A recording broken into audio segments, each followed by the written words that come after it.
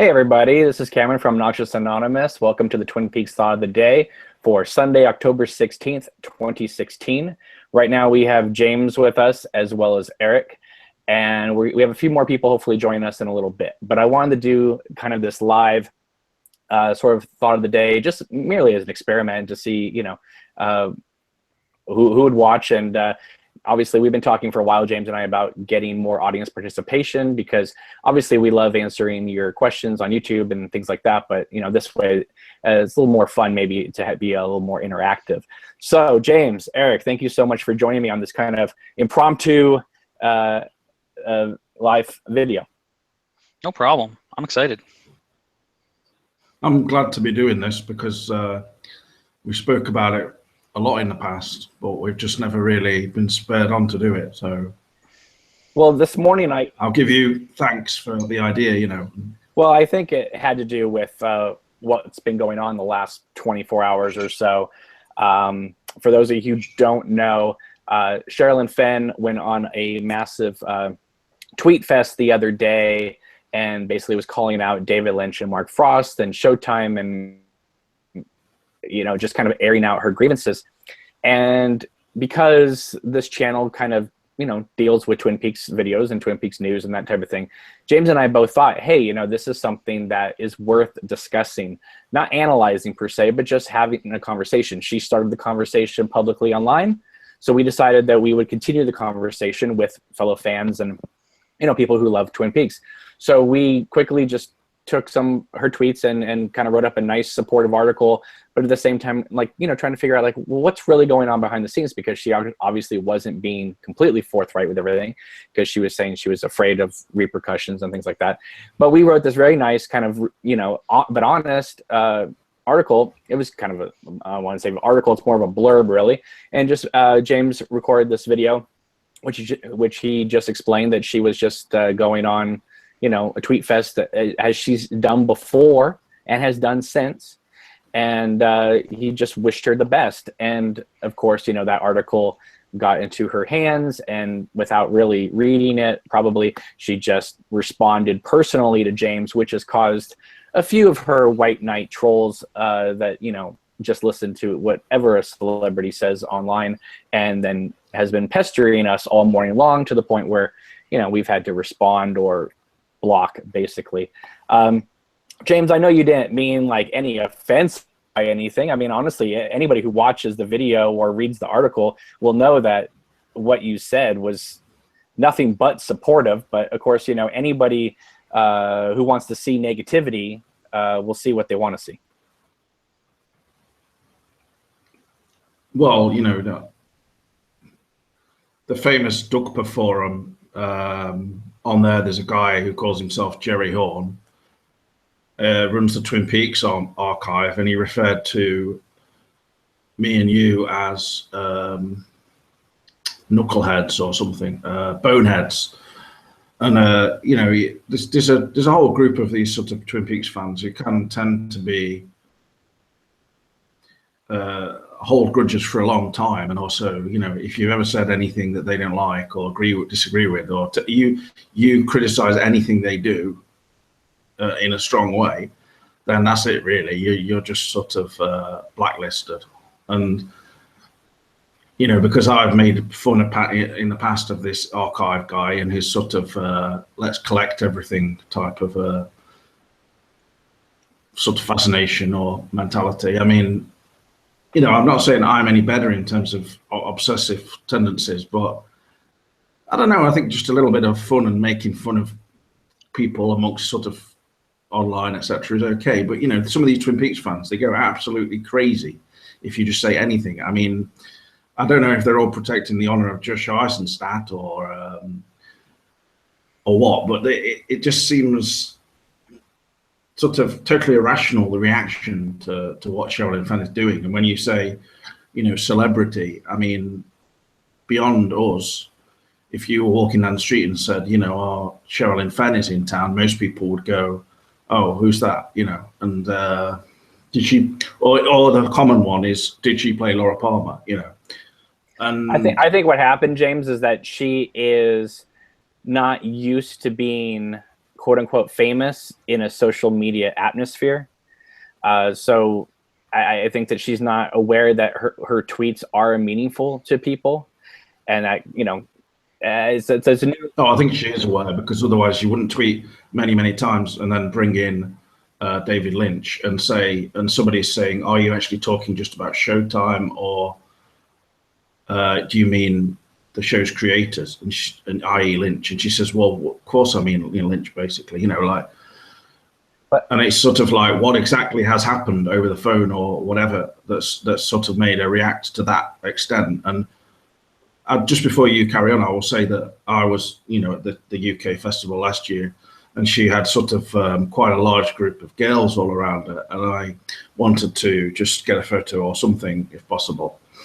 And I mean, I was not expecting anything, but seemed completely immersed in it, I will say. Slightly unaware really of anyone else around her, but I kind of pushed my way in, and I felt like, I'm like, hello there, I'm from Derbyshire, can I just come in, please? Anyone want a spam sandwich? You know, and Sherilyn Fenn's like, oh, what's, he's just walked off the street or something. But anyway, I'll take a photo with him. But I said, you know, I hope you get your bunk up with Agent Cooper, which she'd expressed an interest in on the stage and stuff, and she seemed to think that was an okay thing to say. So quite personable, and sort of just, you know, I picked up a kind of aura off a vibe, you know, a glow or something, whatever you want to call it, you know. And I know it sounds like I'm making fun now, but I'm being serious in terms of, I got a feeling from her work that, you know, that she was maybe someone who's been troubled, but she was genuinely an interesting and engaging personality. And so perhaps one of the big difficulty for her is that she feels like she deserves some kind of comeback, in the sense of Lynch giving her a big role in this new Twin Peaks, because she was such a kind of big role in the original. But if she's not been given that, then maybe this is the way she's responding. And it's, but she's suggesting that there's much worse machinations behind the scenes or something. Mm-hmm. Very curious when, you know, it could get this stories like Rose McGowan, that actress, saying that she was raped and things like this coming out on the same day. It just makes me think, what the heck is Shirley making such a kerfuffle about? Because, you know, obviously if you had suffered something really serious behind the scenes, then do you? You know, it's like, so, but at the same time, the fans are going to react very you know, they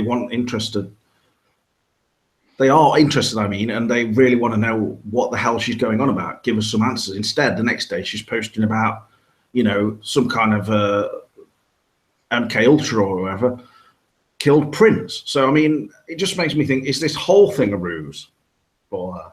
Is she just having it doesn't help. You know? It doesn't help that she starts tweeting emojis flipping off, you know, David Lynch and Mark Frost and Showtime. And I feel like if you are going to air your grievances publicly, then we as fans have every right to carry on the conversation publicly. And that's all we were doing. And we didn't say anything mean or anything disrespectful. We just said that, hey, she's going on a Twitter rant about this.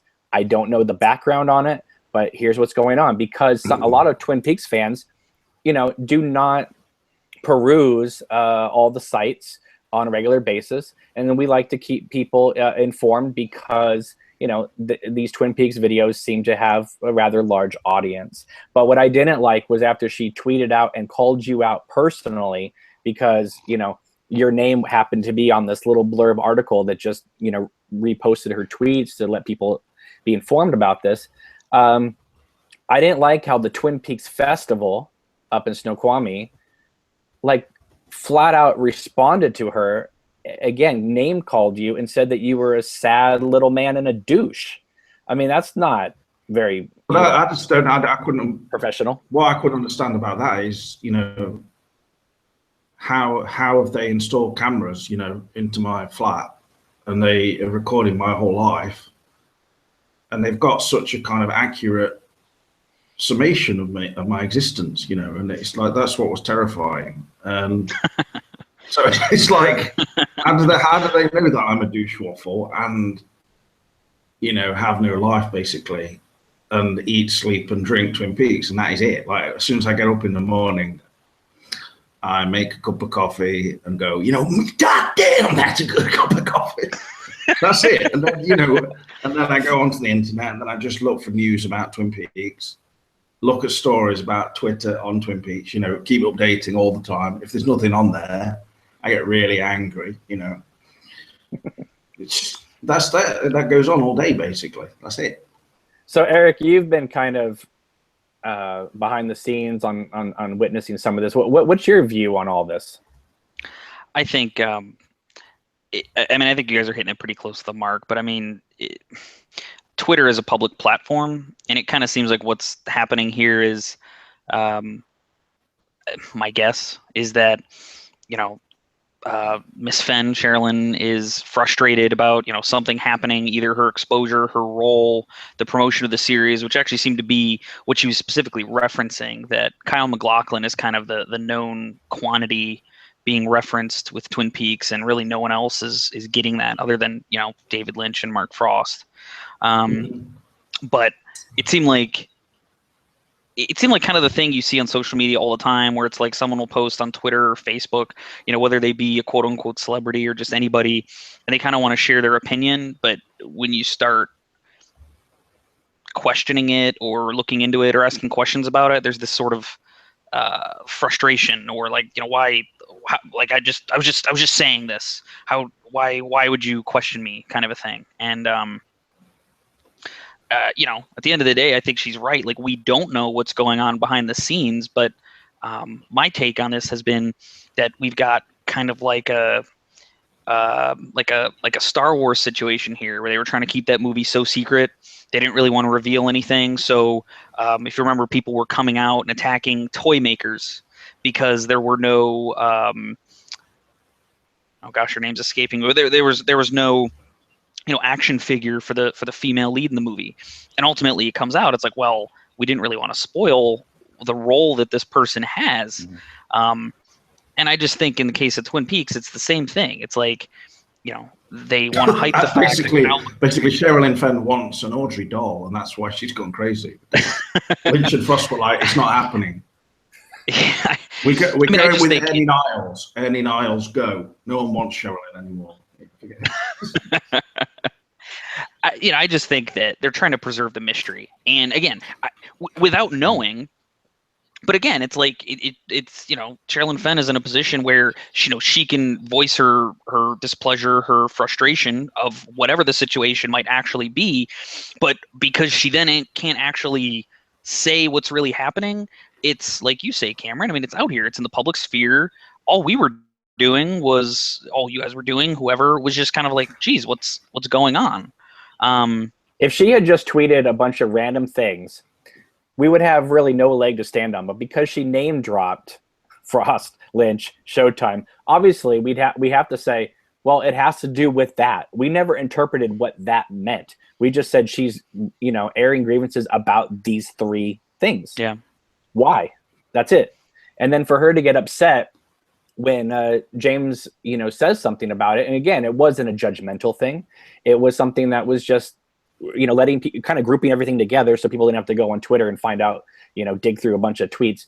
It was just kind of like, here's kind of an assembly of everything that has happened in the last few hours. What do you think about this? Do you think that, and trying to create a conversation, because that's what you'd use Twitter for, right? Is to create a conversation so that people retweet or respond back. So we were helping her conversation go a bit further than just her tweets. And when it comes down to it, it's like when I was obsessed with, say, the making of Exorcist, what became Exorcist, the beginning. If Stellan Skarsgård, or the woman who was in that film, or whatever, the star, had come out and said, this film is utter Darling, that I thought that would have been newsworthy, and there's not enough mention of Pazuzu in the film, basically, and that's basically what. I'm sorry for interrupting you, Eric, but that's the kind of thing, it is newsworthy, let's face it. Because Fenn was, she was one of the big stars of the original show. But the thing is, not really the majority of fans don't really expect it to be the Audrey show now, obviously. So right.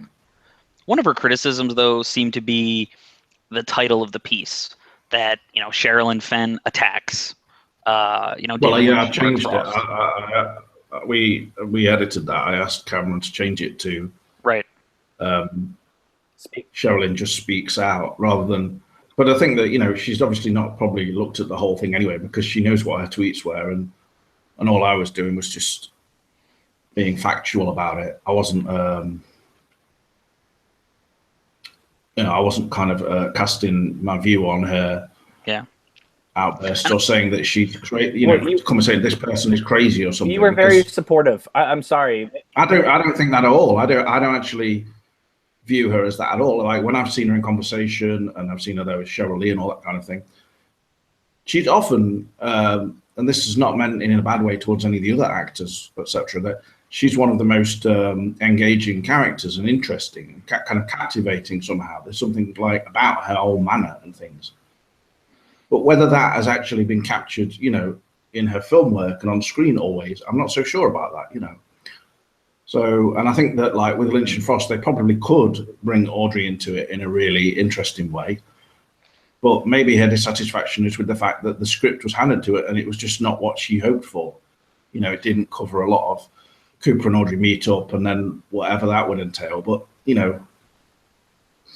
it just wouldn't seem realistic to have kind of romantic interludes in the middle of it, surely, I've, since the book is coming out next week, I've been, and I was planning to do this sooner, but I work and whatever. I've started rewatching the show again. Again, I rewatch it all the damn time, but it seemed like I kind of wanted to enmesh myself in it before I could read the book and listen to the audio CD. And the stuff with Sherilyn Fenn came out, and I just kind of found myself focusing on the fact that in the original show, when you think about all the characters of prominence, the characters that have major storylines, obviously Dale Cooper being number one, but at the time, that was like, how old was he? Like 30 years old or 28 years old, or however old Kyle MacLachlan was, but he was a younger guy. I mean, he was a fresh face in Hollywood. And, Lara Flynn Boyle was a young, fresh face. All these characters, Sherilyn Fenn, young. I mean, the whole show revolves around kind of the youthful characters. And yes, there's the Petes and the Ben Horns and, these kind of the patriarchal characters that kind of have this history with the town that's constantly alluded to. But the show is about the young characters. And I found myself wondering, again, in light of everything that happened here, if maybe that's kind of what they've done again. Obviously, the big mystery on the show is what happened to Agent Cooper, what happened to, in the Black Lodge. That's a big mystery. Obviously, they're going to need to deal with that. And, 50-plus-year-old Kyle MacLachlan is going to be at the heart of it. But, they've hired a whole stable of young actors again. And I just find myself thinking that's probably what they're going to do again.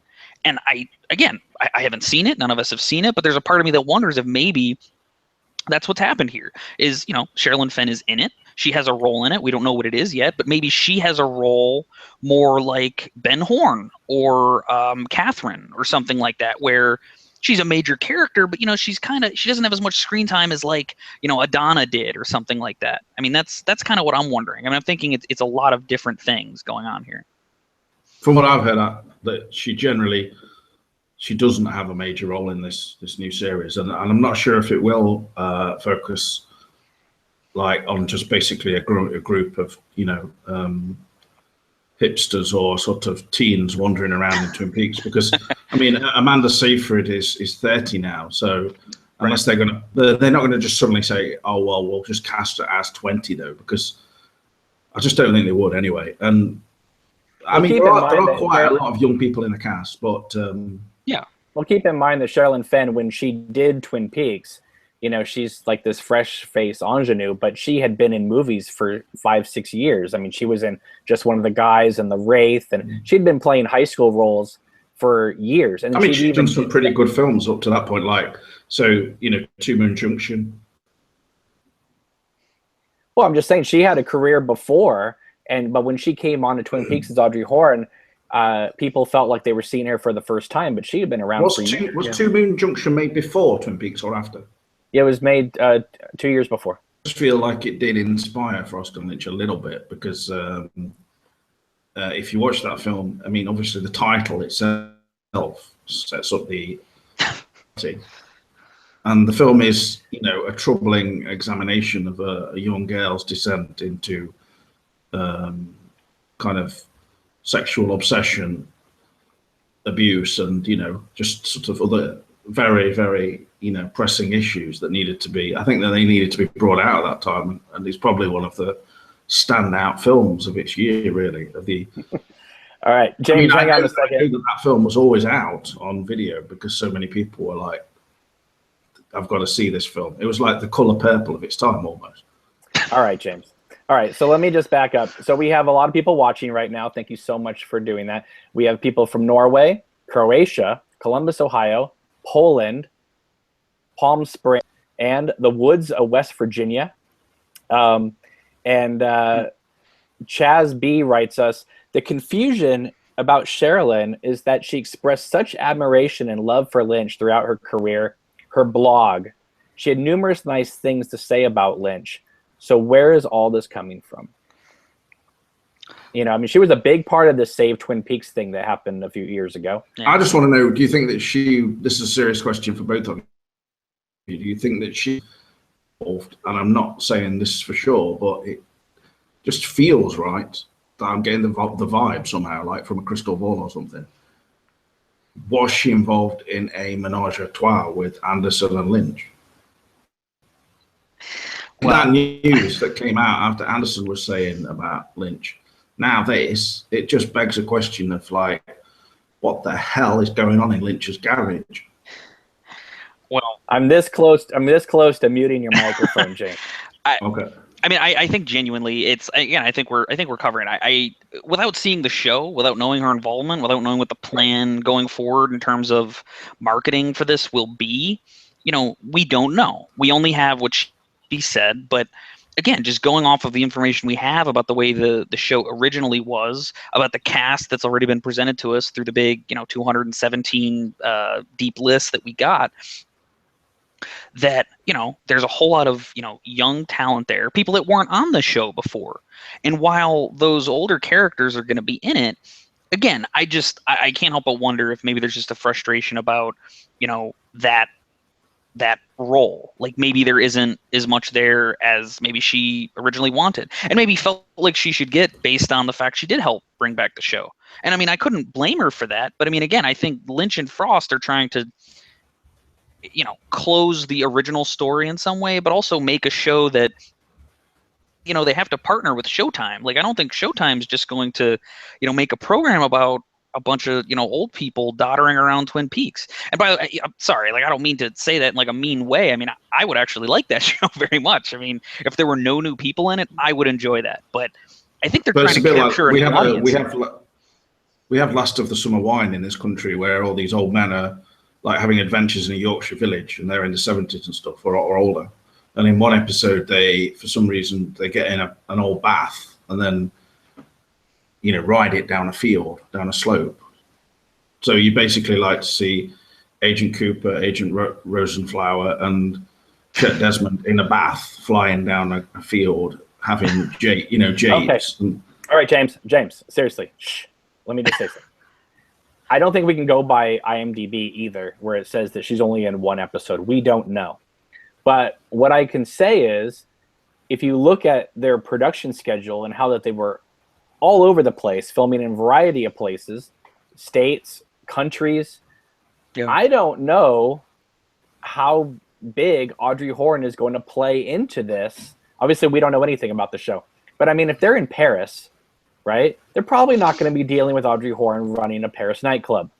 So the show, while the original series was so localized that it cut off the rest of the world, this new show looks like it's going to embrace the world and kind of go everywhere but Twin Peaks. I mean, we don't know until we see it, but it just seems like I don't think they're filming in Nevada and Paris to be offshoots of, you know, One-Eye Jacks. So no, I would have bought like Audrey working in Paris on the flea markets there, and she was trying to make like a kind of a chain of flea market, you know, stores selling maybe socks or things like that. But you know, because she's sort of more of a hipster version of Audrey now. But the thing that, getting back to Sherilyn Fenn, I think that, like, you know, it does make me genuinely sort of worried in some sense of what exactly does she mean when she's saying, if only we knew.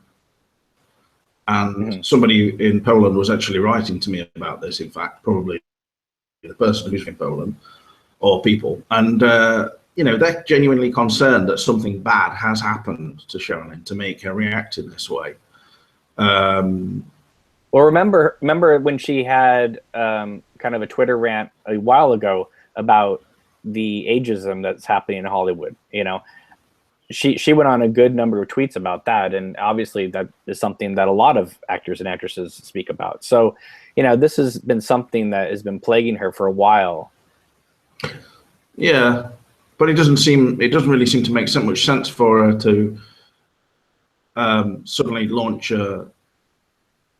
into saying about, you know, Lynch and Frost, the creators of Twin Peaks, etc., as being endemic or the Hollywood scene where no one older than 40 is put in a film if they're female. And, you know, because Lynch, obviously, his last film was Inland Empire, I mean, she must be aware of that film.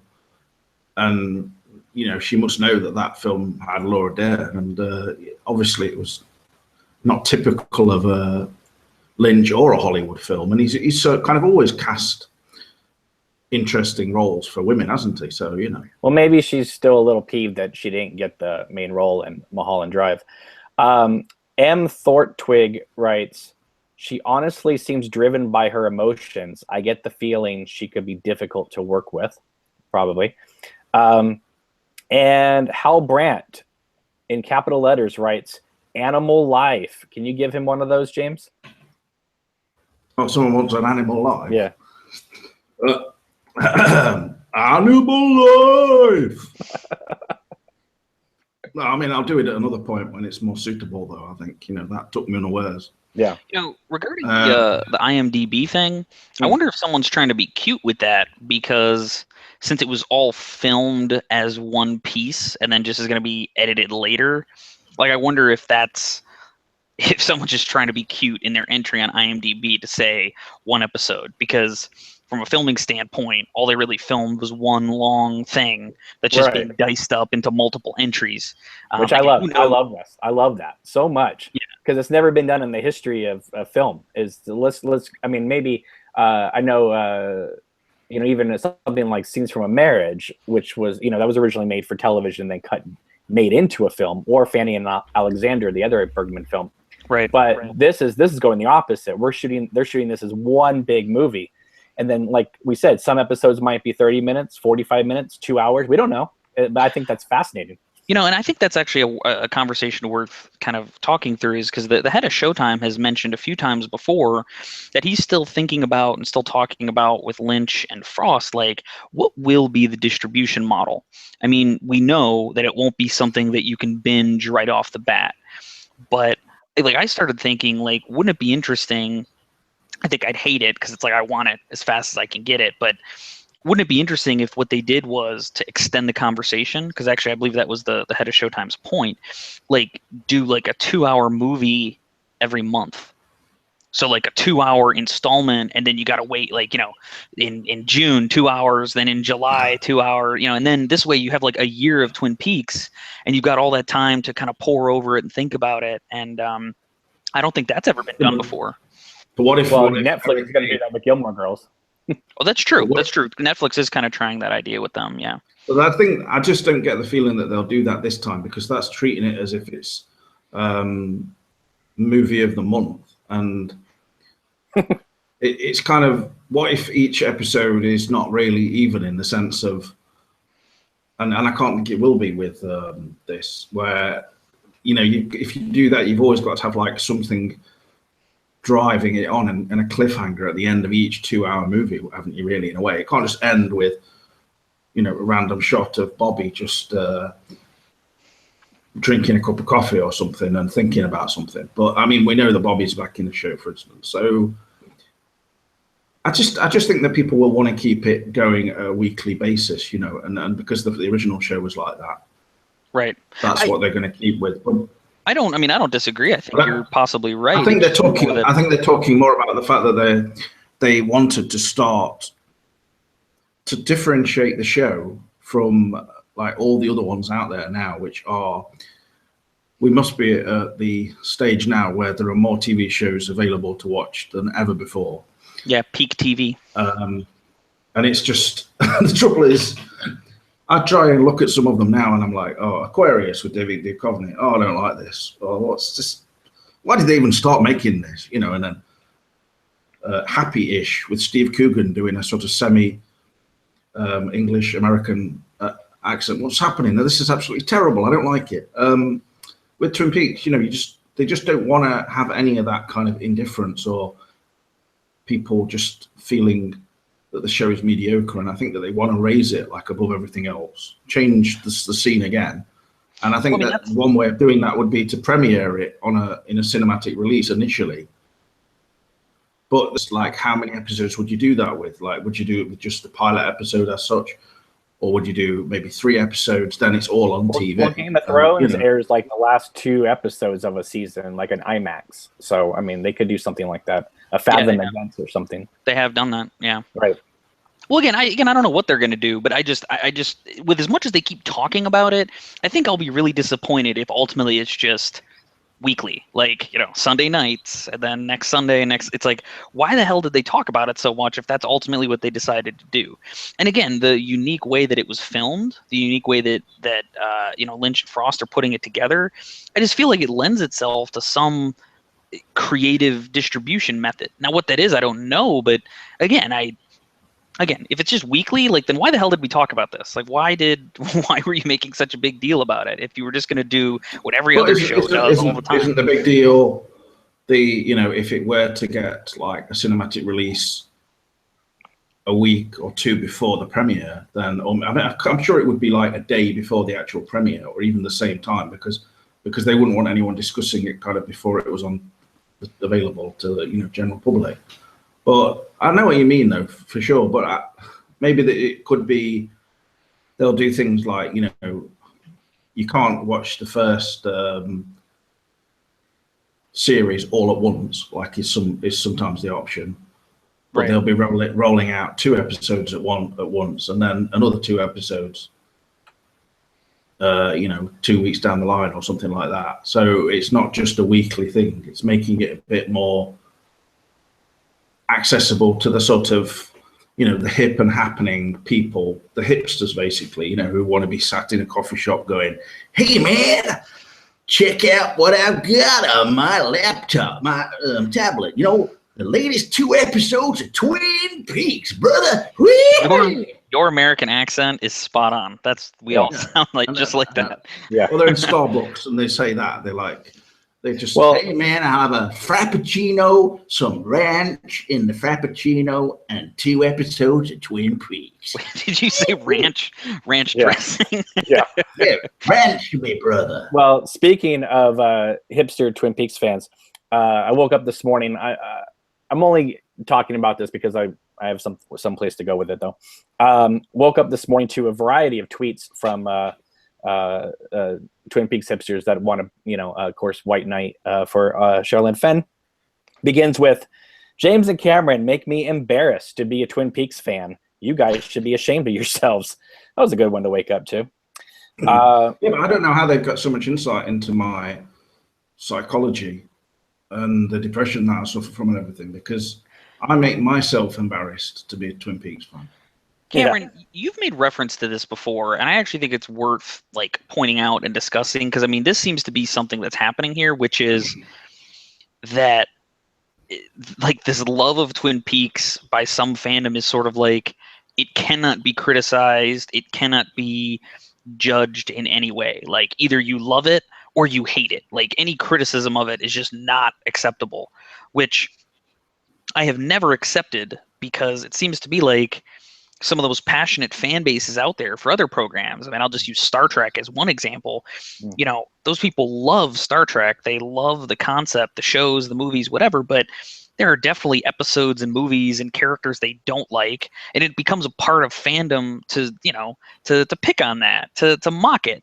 So it just seems like there's a self-seriousness that happens a little bit here in the Twin Peaks fandom. And it's not everybody. Again, I think James is like a good example where it's like, he really loves Twin Peaks and he talks about it and he, can go in depth with it, but it's like he realizes what it is. I mean, it's a TV show and it's a sometimes goofy TV show that gave us storylines like James and Evelyn.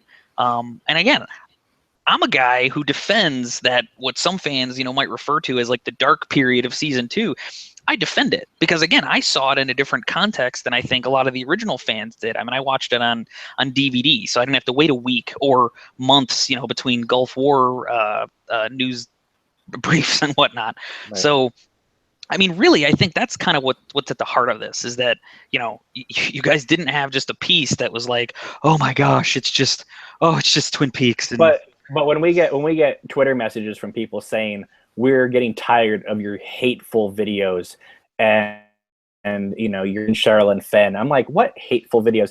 I've said from day one that I'm a Twin Peaks apologist.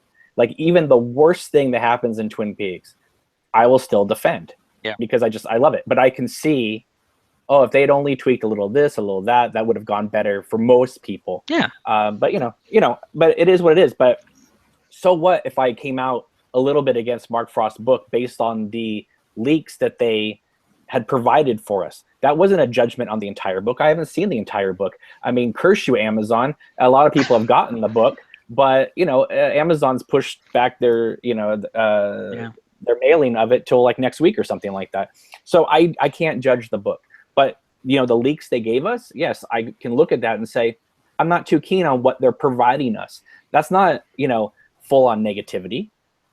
Right. And to be fair, Cameron, you've slightly changed your tune though, haven't you? Come on. I mean, at the time you were literally spewing venom about that book.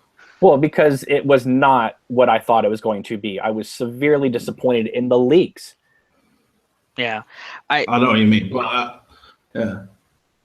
Sorry, just to address that point, because I actually didn't address the book on any of these with you guys, but not to be a contrarian with you, Cameron, necessarily, but I actually rather enjoyed what I saw. I'll be honest, like that, while not necessarily in the format I thought it was going to come in, that's actually about what I thought the book was going to have. Now, I think as we get closer to present day and maybe even post series, there'll be even more interesting stuff, but I was expecting something that was going to be kind of like off the map in terms of the content that it was giving us. And I'm like a geeky fan that I love enjoying these little details. Like, I read the Game of Thrones books, and those books are basically like giant tomes of things like that, where it's like you're learning about the guy 2 centuries ago who built a castle and a dragon and all this other nonsense. I was enjoying what I was getting out of the book. I hope. Well, the problem I have with fake history is that you can spin it however you want. Hello.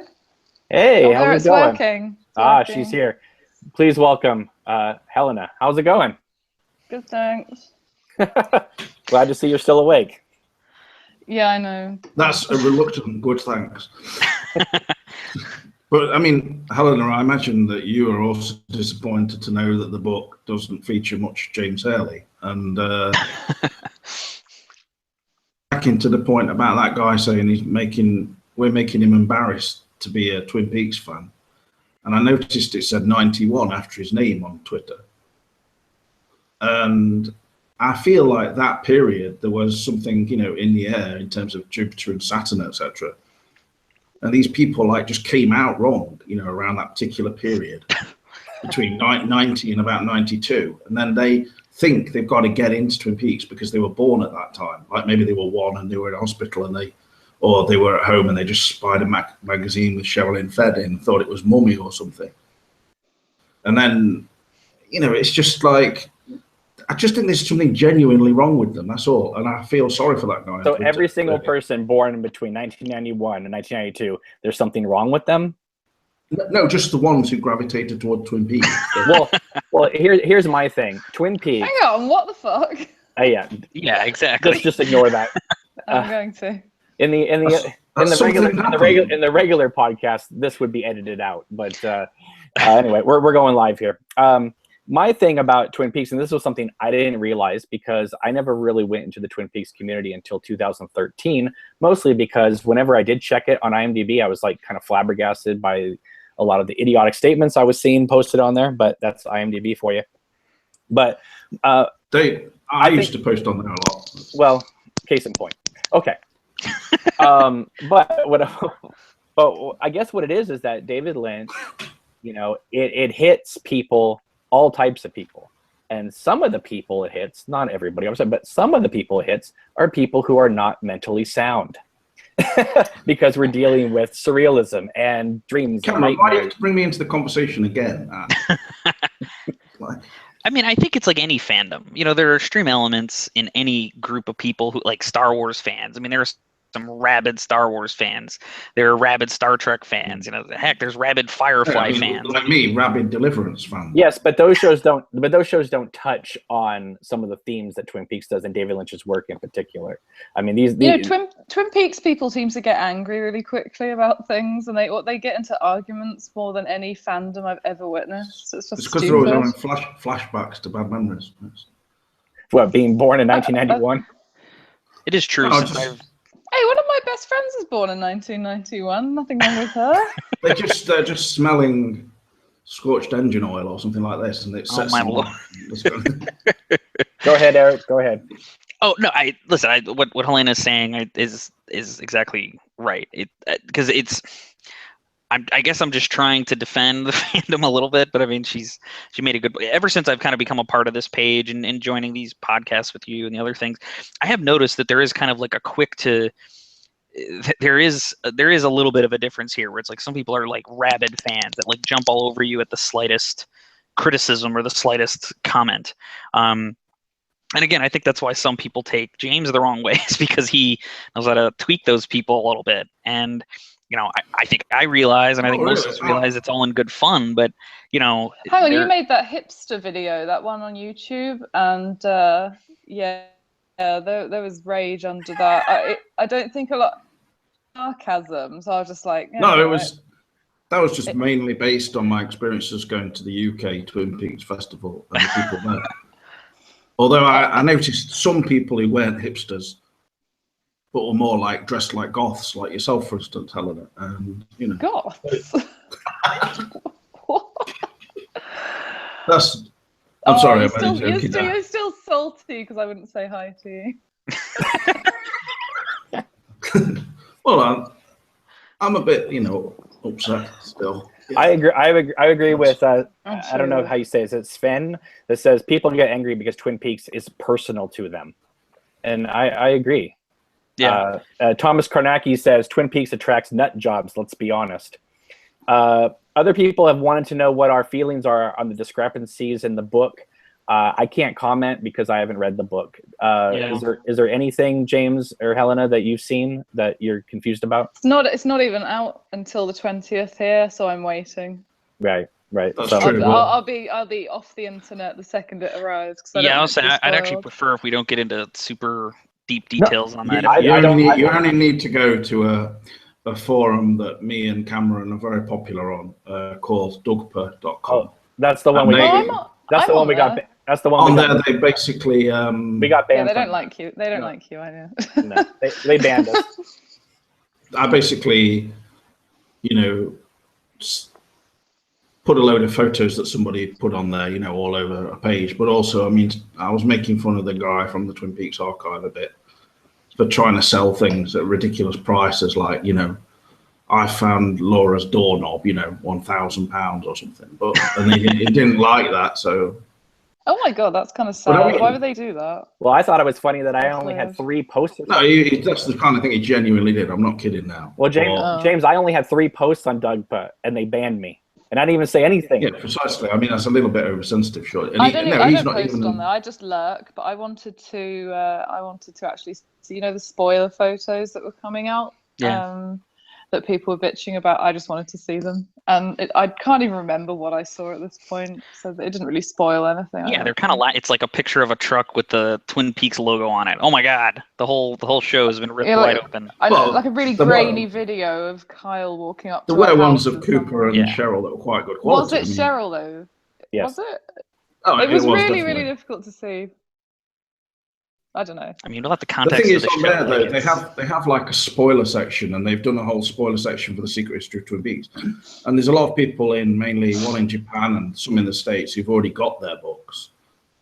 And yeah, they have started like pulling it apart now. Well, I had to ask somebody on Facebook the other day because he was posting pictures and pages from the book on Facebook, and I said, please. I mean, I don't want to turn off your notifications, but no one else. I've turned off everyone's notifications that I know who lives in America and likes Twin Peaks, just for now. And I mean, I think it's okay if you're on a forum approach. to put it all up like that.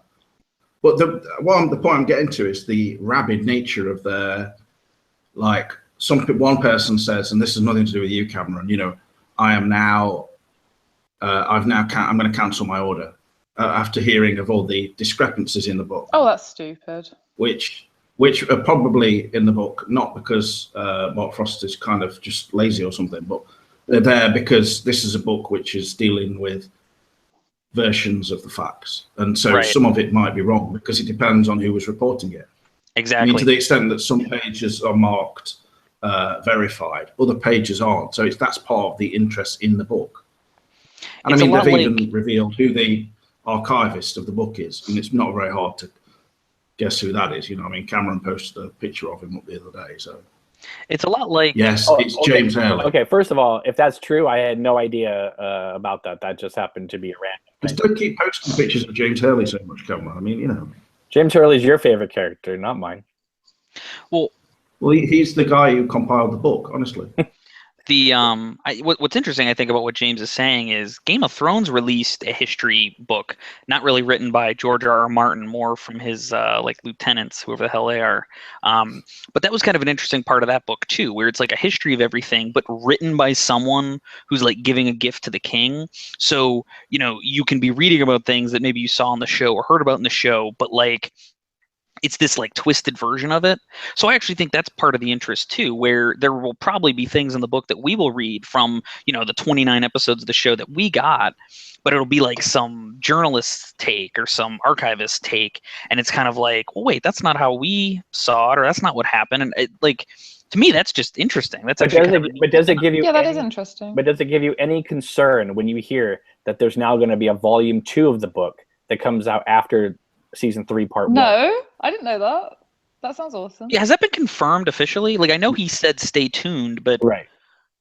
So that says to me, is he just adding, going to write another book, or did he? No, he's already got it all under his pillow, and it's like it just gives me hope, like for more, you know, the continuing adventures of James Early, and then I guess. I mean, listen, well, here's that will be my main disappointment from the book stemmed from the fact that when it was first introduced, or the Secret Lives of Twin Peaks, it was kind of said that it was going to detail the 25 years in between the show and the new series to kind of catch us all up.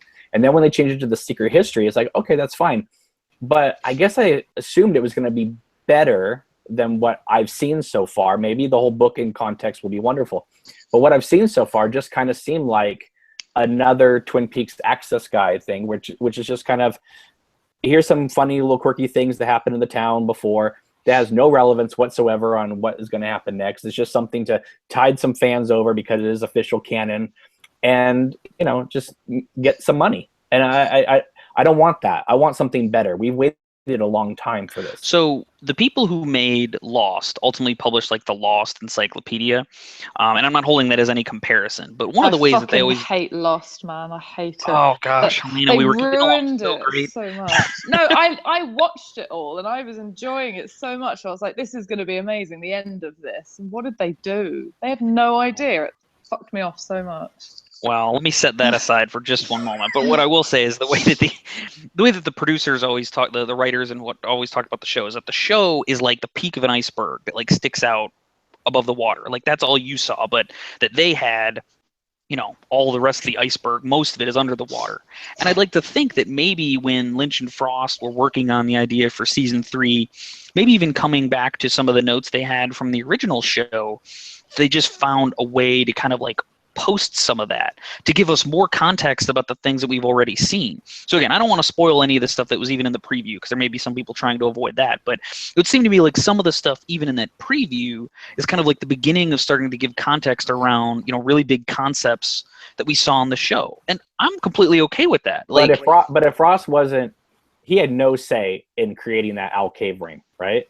So now he's faced with the task of, shit, Lynch, now I have to figure out a way to tie this into something, because the movie introduced this ring that had no relevance to the show whatsoever.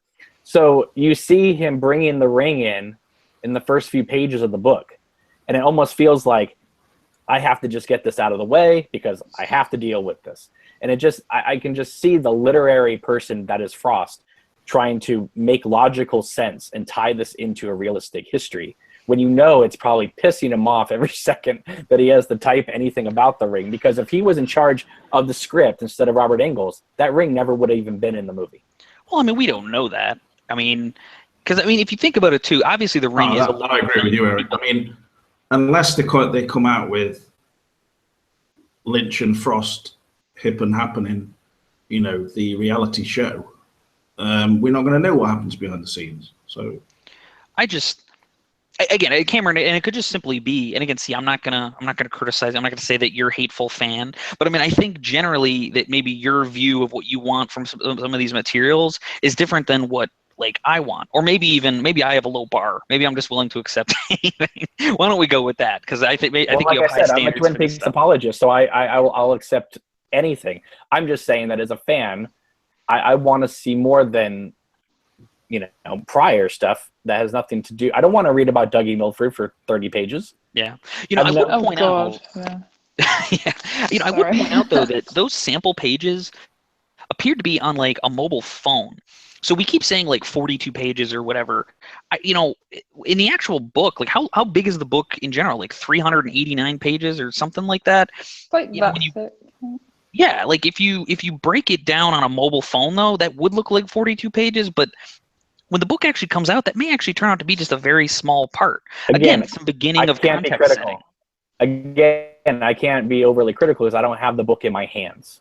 Right. You know, I'm just saying what has been leaked to me. I'm just like, really? I don't want to. I'm not interested. Can I just say, just to clear this whole discussion up now, because I think it's a bit unfair to be coming down so hard on the book when it's not even out yet. And bear in mind, the book is not. I didn't even know people were cross about the book. I've been looking forward to it. I haven't read anything. But the thing with this sort of like, whether we're reading about Dougie Milford or whatever, in the book, I can tell you that it's not really about one specific person anyway. It's more about events all going around, which lead up till the end events, really. And so, yeah, expecting it to not contain a hell of a lot about Dougie Milford, then I'd recommend probably don't buy the book, you know, and just wait until the show comes out or something, because it's not about really Twin Peaks, you know. All I read was that it's going to go like way back in time, which I thought sounded interesting. Yeah, yeah, but then also President Nixon comes into it.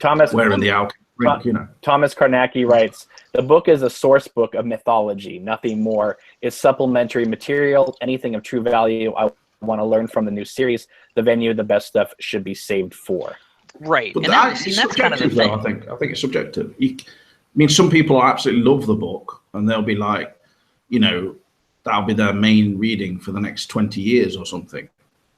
I'm not saying that'll be me, but there is a balancing act. What about the Secret Diary of Laura Palmer? Did that go down well when it came out? Because I enjoyed that tremendously well. And then Lynch and you know, completely threw that and the secret tapes of Agent Cooper out of canon. Threw that completely out when they made Fire Walk with Me. Yeah. So I do like Fire Walk with Me though.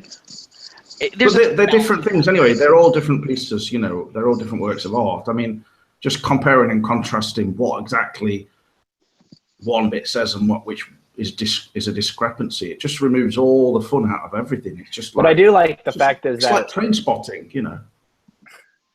What about Train Spotting?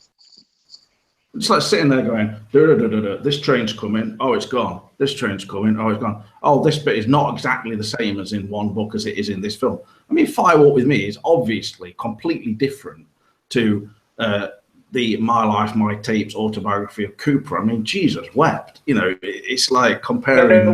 But it was different. Something.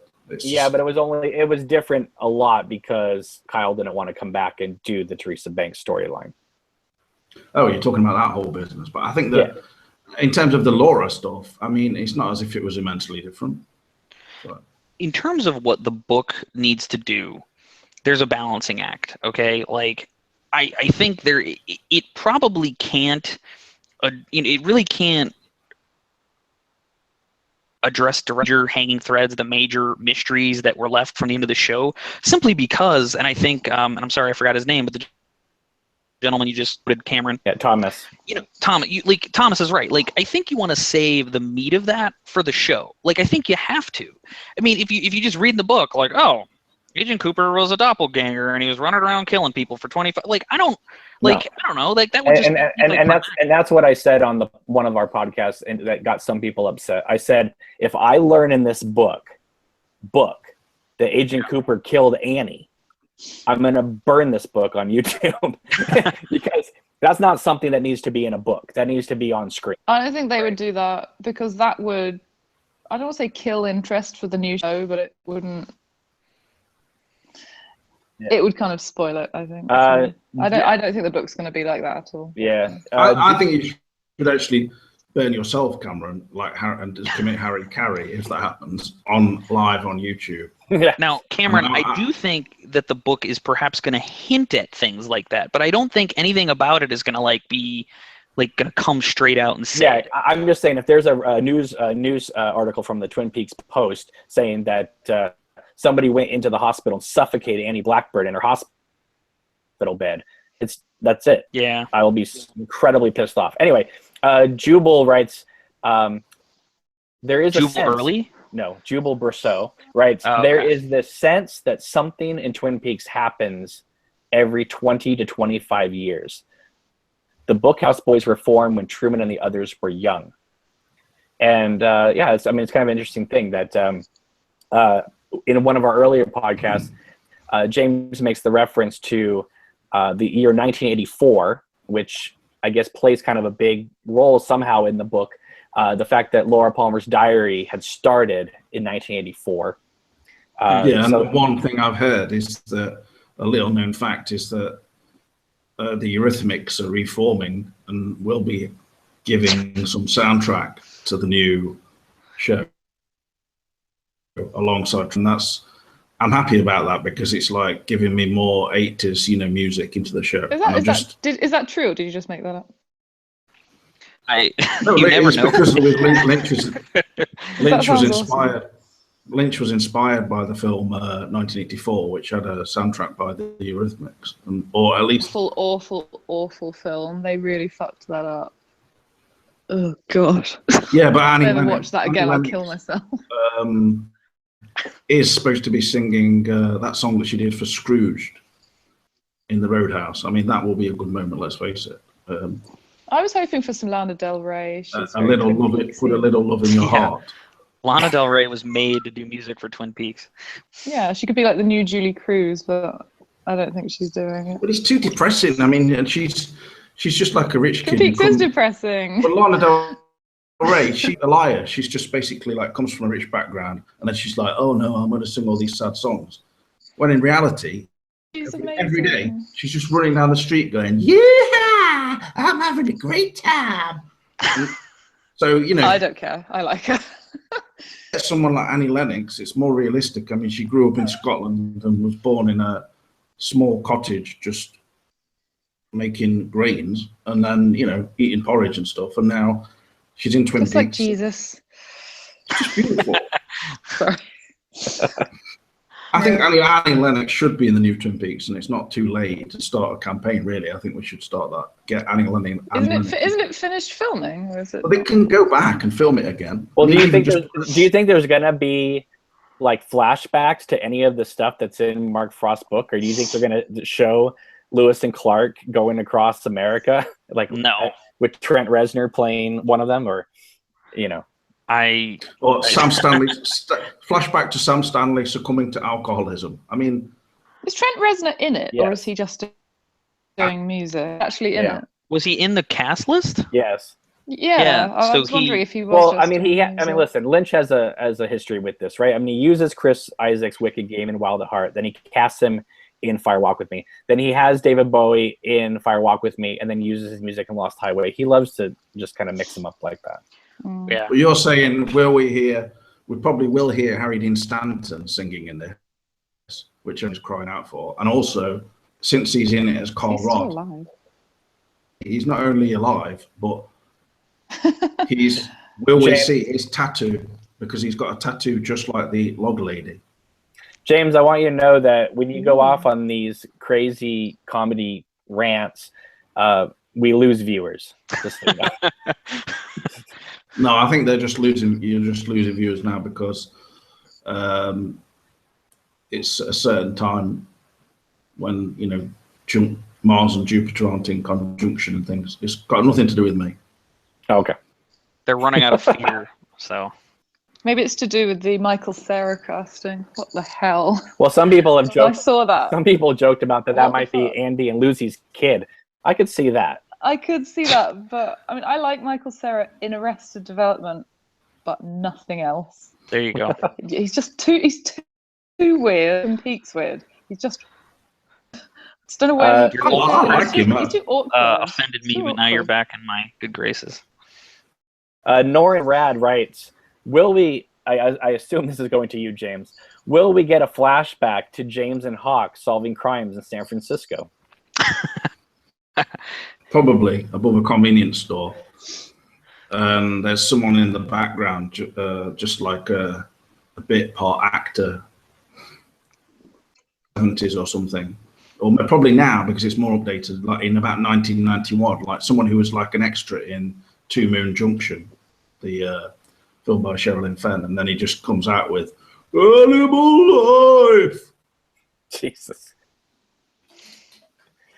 What's up with Sherilyn Fenn? Did anyone see her big rant on Twitter? Oh yeah, we talked yesterday. about Oh, that. you've talked about that. Yeah, and Sherilyn Life. the fact that she personally name dropped James and Oops. came after him on Twitter. That's just Yeah, because I she likes me. saw something James Woolley. I was like, what? I know can't help him. it if I'm Okay. just.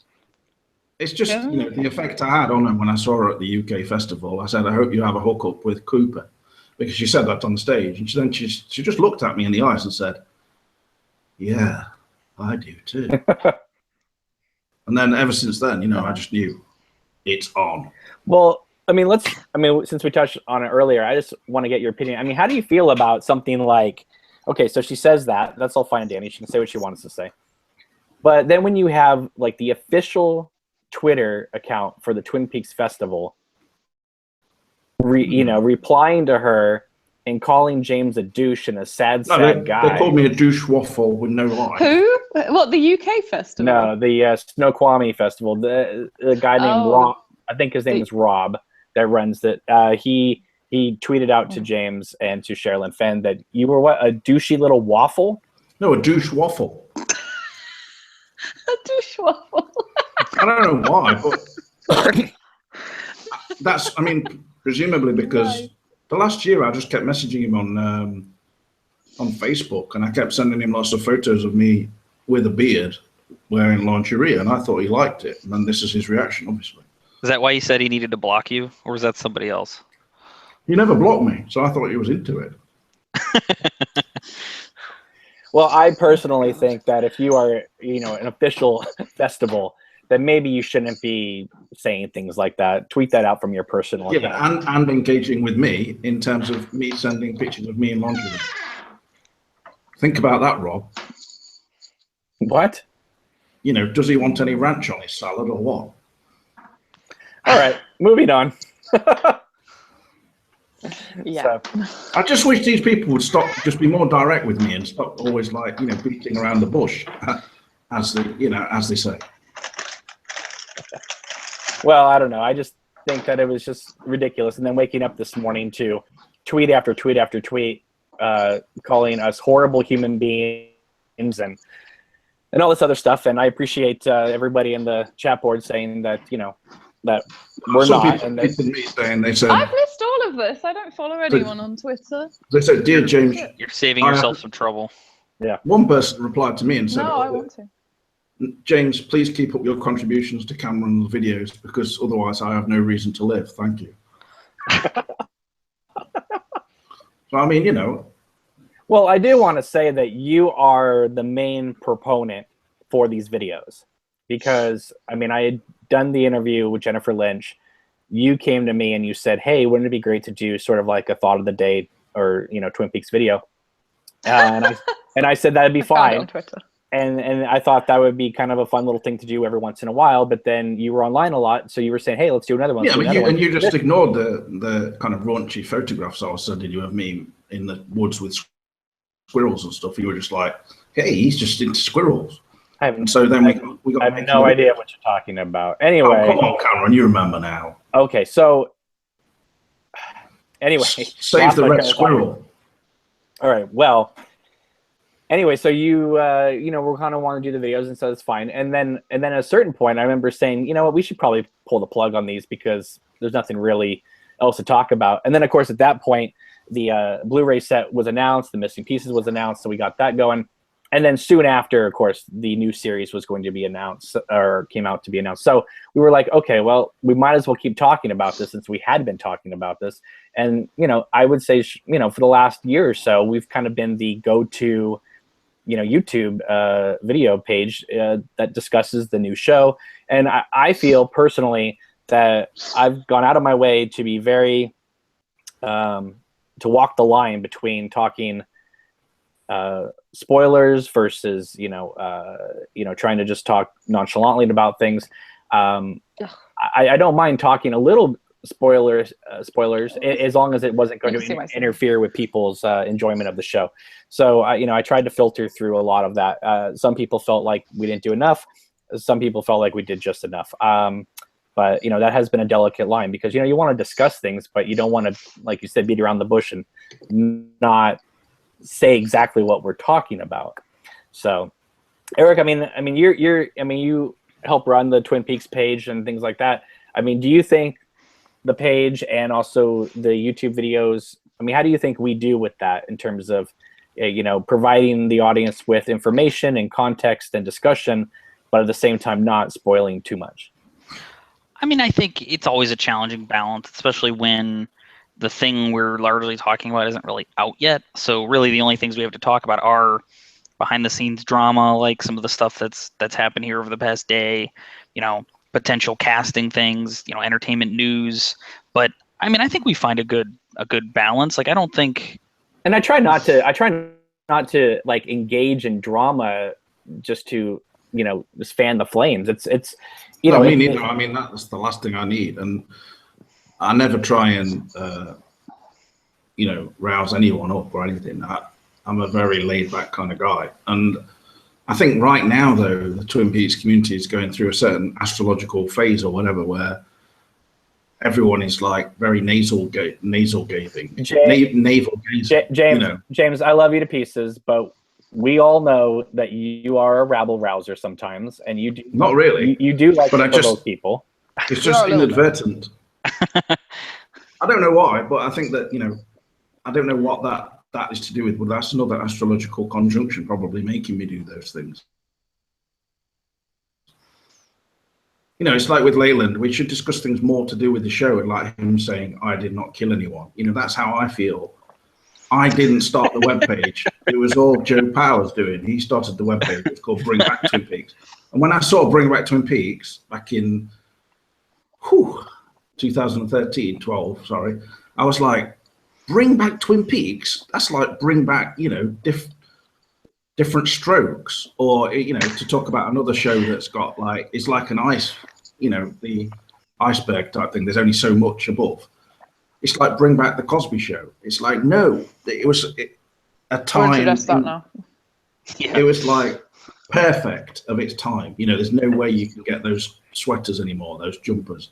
You know, you can. I have one. Here's actually an interesting question, and I don't know that we've talked about this, but you know, because of the way that Fire Walk with Me is both a prequel and also elements of like a sequel, when you look at Twin Peaks, you know, what's out there. So the 2 seasons of the show plus the movie.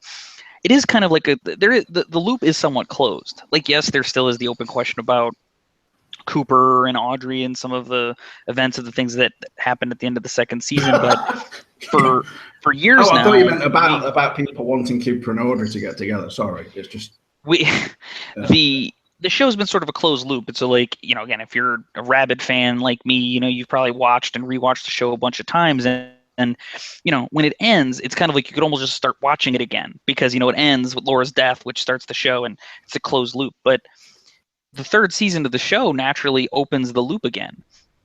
And, you know, we've all talked about just feeling nervous because if it doesn't live up to, you know, what we want it to be, in some ways it will potentially sully those original seasons.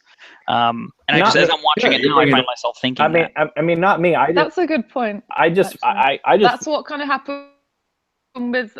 Sorry to interrupt, but like, I love Arrested Development. It's my favorite show, and you know, the first 3 seasons are like just great, perfect, and then the fourth one, I built it up and built it up, and I was like, oh my god, it's coming back, it's gonna be amazing. Watched it, it was fucking awful. But it made me sad. I can't even watch it. I've just tried to block it so it doesn't ruin the originals. But see, Helena, you actually know freaking awful. But you know that the first 3 seasons, you know, you know where the stopping point is, and you know when Netflix brought it back, so you actually see it. Whereas like 10 years from now, somebody who just watches seasons 1 through 4 may not see the time change on it. Okay, well, I don't know.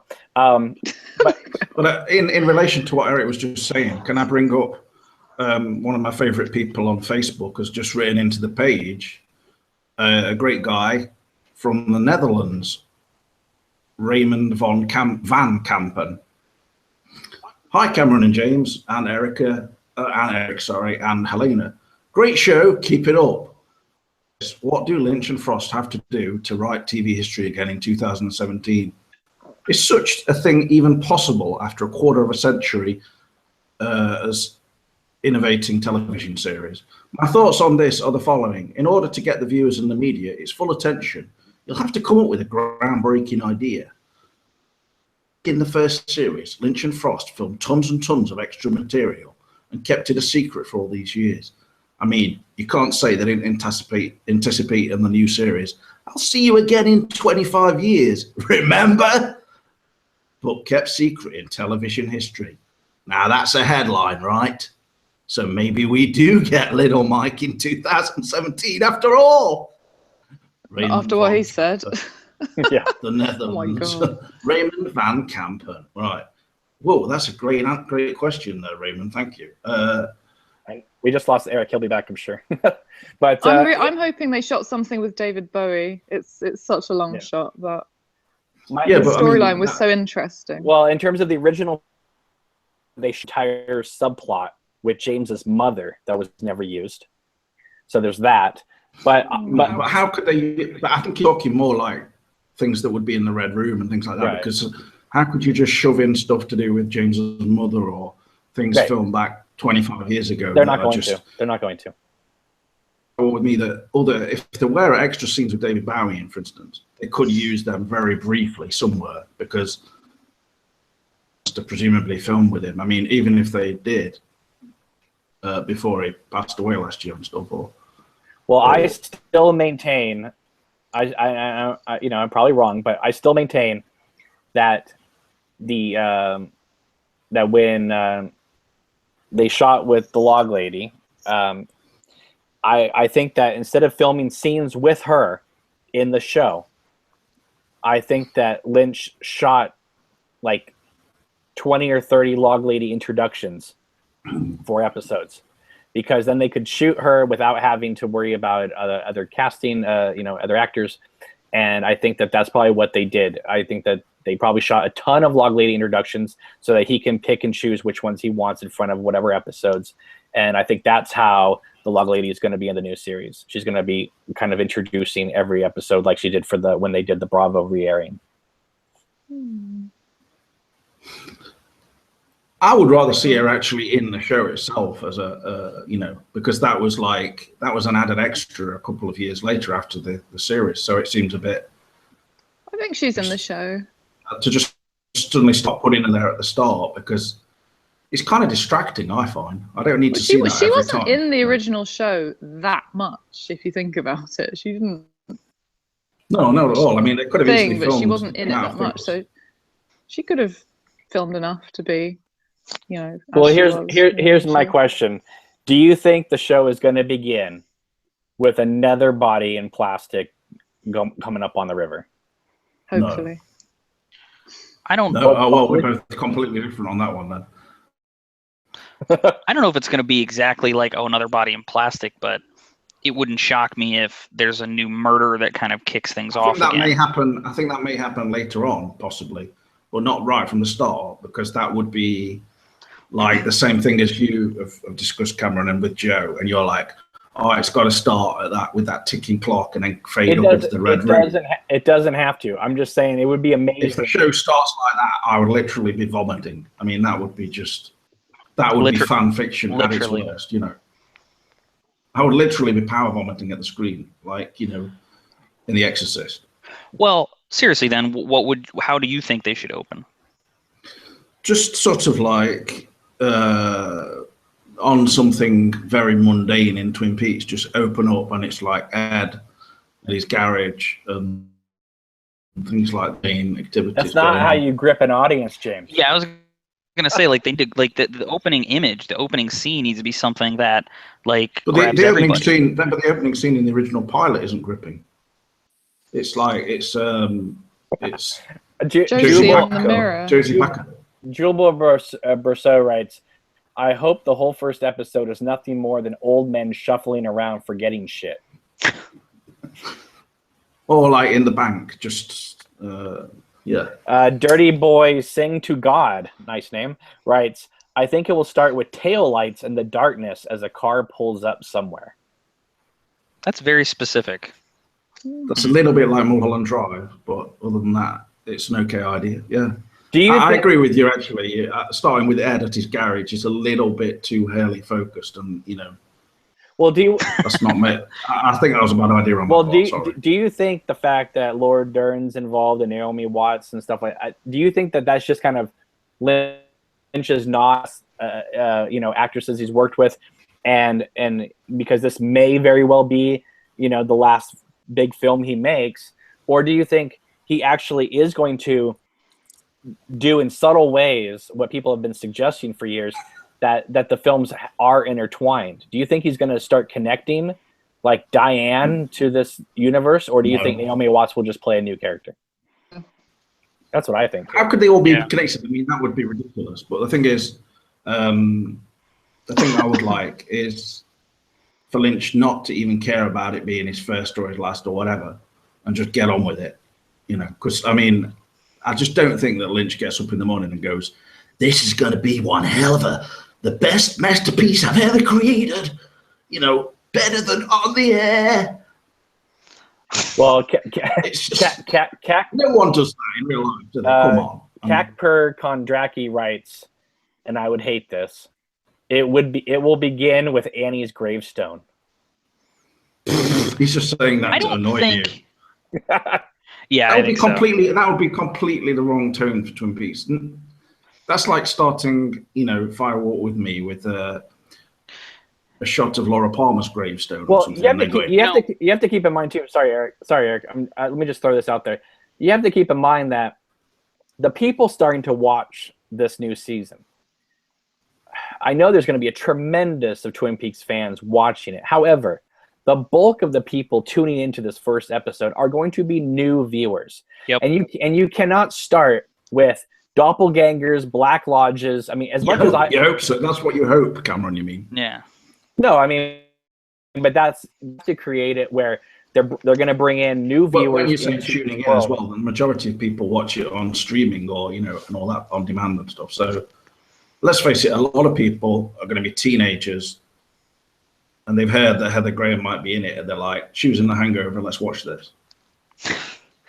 I have kind of so I was just watching the episode of the original series, the one where it's right after Leland was arrested, and I forget the name of it, but the one where Leland is it's like Cameron, are you transforming into Bob? No, hang on. No, Norin Rad just writes, like Fire Walk With Me, the opening of Fire Walk With Me.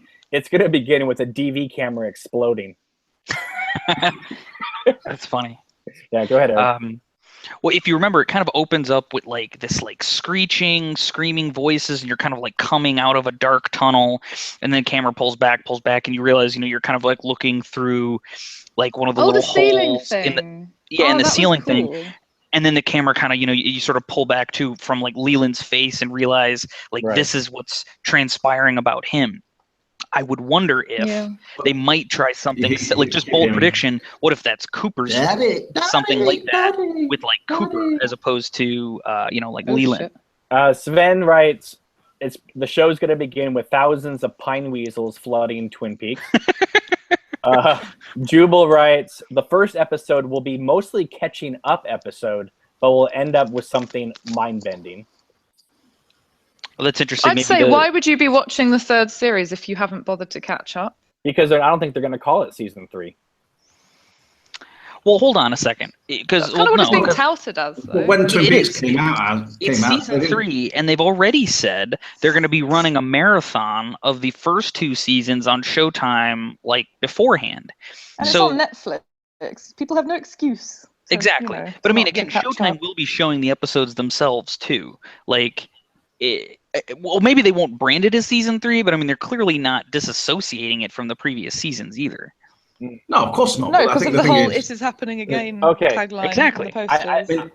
Look at the end of season 2, right? It ends on "How's Annie?" For this one to then just completely discard that question and how Annie is and etc. Is sort of unthinkable, and yet we don't even know. Well, going on what we know now, Heather Graham isn't even in the show apparently. I still question. So, I mean, this is. Yeah. I question how accurate that cast list is. Like, I have no doubt that every single person on the list is in the show, but I still believe firmly there are people that are not on that list. And maybe I'm just being naive. Now, I have to throw this out there. DMill222 wrote an amazing comment, but then retracted it. But I think it's one of the most sensible ones ever. And that he says he feels the new show will begin much like the pilot episode with Cooper looking at himself in a mirror instead of Josie. Oh, now that's interesting. Yeah. Here's the question, though. What does he see? Well, probably Ray Wise. Yeah. Ray Wise is in it, isn't he? Of course he is. He's in the cast list, yeah. He is in the cast list now because he wasn't Freydis and I was getting worried because he's my favorite. Okay, Dirty Boy Sing to God writes, do you think this will be an alternate universe Twin Peaks? I wouldn't bet against Lynch doing something like that. He does everything for himself, not for the fandom. Well, they've already. Twin Peaks takes place in the same universe as Fringe. I don't know if there's any Fringe fans out there, but the scientist on Fringe in one episode was wearing glasses like Dr. Jacoby, the one red, one blue, and he makes a comment like, "Oh yes, these glasses I got them from a friend I was in grad school with, a Dr. Jacoby." I about flew off my couch when that happened, but it's always possible. Well, speaking of that, Dr. Jacoby in that scene where we first see him with those glasses, where he's got the egg, he does the egg trick and stuff. He says he's planning a pilgrimage to Pebble Beach, which is a town which is about 5 minutes from my house. And for those of you watching, I don't know if you know this or not, but Eric here actually lives in Snoqualmie. That's right. You live about 2 minutes from the Great Northern. Yep, I can be there in like a minute. In fact, we had a storm, and so the falls were like flooding over. How often do you go to the diner? Well, when we were taking my daughter to swim class, we were driving past it every day. Does it trip you out to be pulling up to that 4-way stop and just see the double R right there?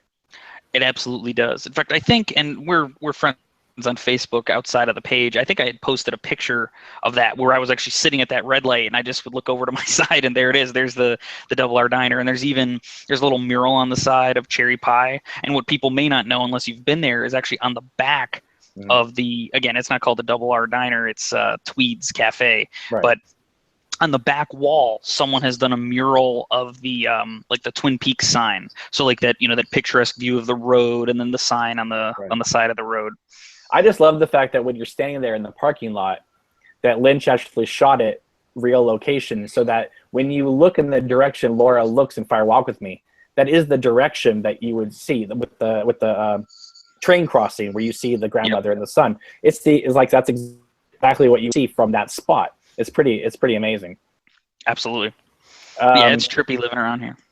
I personally think that if you go by Showtime and just cable series model, I think let's just say it is 18 episodes, right? I think we're going to get 9 episodes for season 3, and I think we're going to get a break, and I think we're going to get 9 episodes for season 4 or season 3 part 2. I think they are going to split it up to 2 seasons. Otherwise, there'd be no point in having all these subscribers come to Showtime for them to just leave the channel when the show stops. Yeah. So I think that we are going to get at least 2 seasons, and if it's successful, we'll get another one. And like I said to Joe on a previous podcast, how amazing would it be to be able to say, oh yeah, season 5 of Twin Peaks, season 6 of Twin Peaks is starting this fall, when for 25 years we had, a season and a half and a prequel movie that bombed. Keeping in mind that David Lynch is 70. I was about to say, but that to me is the differentiator there. No, but I think that after season 3 and 4 air, I think Mark Frost directs season 5. No, not alone. No. Well, I don't. Have David Lynch I like Mark Come Frost. on, what about Diane Keaton? Season 1 finale. Oh God, no. Maybe Jennifer Lynch. Jennifer Lynch could just bring in some good directors for once. Joe Dante, David Cronenberg, not Blood Lynch. Oh no, David Fincher. That'd be awesome. That would be interesting. No, it's very similar. What about Stanley Kubrick? Massa Melania writes, did Heather Graham make a statement about why she's not in the show? Honestly, I think the fact that she hasn't answered anything says to me that there's still a possibility. Well, possibility she is still in the show because of that, because she hasn't said anything. And the fact that she's done all these Flowers in the Attic Lifetime movies or A&E films, whatever, says that, she's still, she's open desperate. To do. No, stop.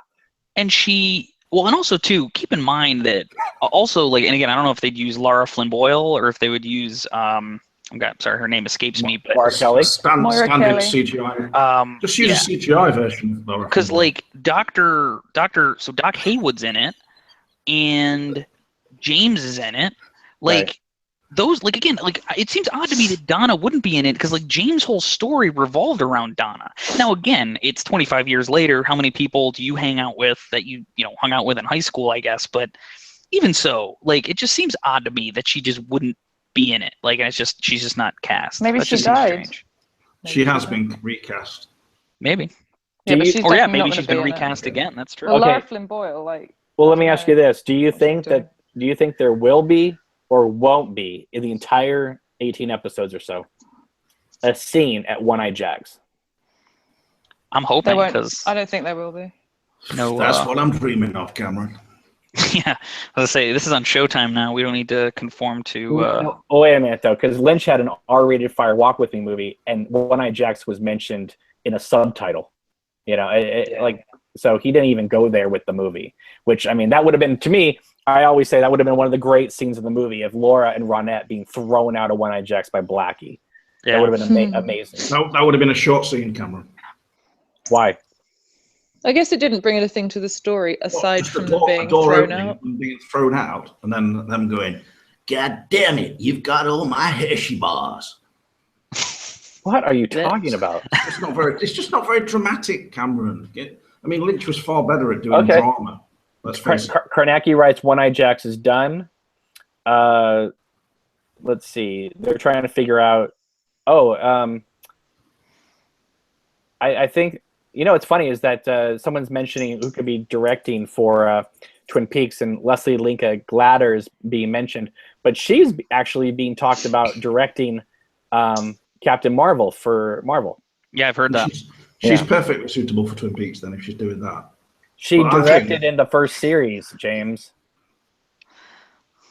Oh, yeah, I know that, but I'm just making a joke. I think that, she might actually be the director of the episode I referenced earlier, the one with the kind of trippy opening with Leland's head. And if so, gosh, yeah, that's great. She did the episode where Bob says, "What happened to Josie?" Well, hang on a second. I was watching that last night, and that is an excellent episode, seriously. That is an excellent. So I say, Leslie Linka Glatter, you are great.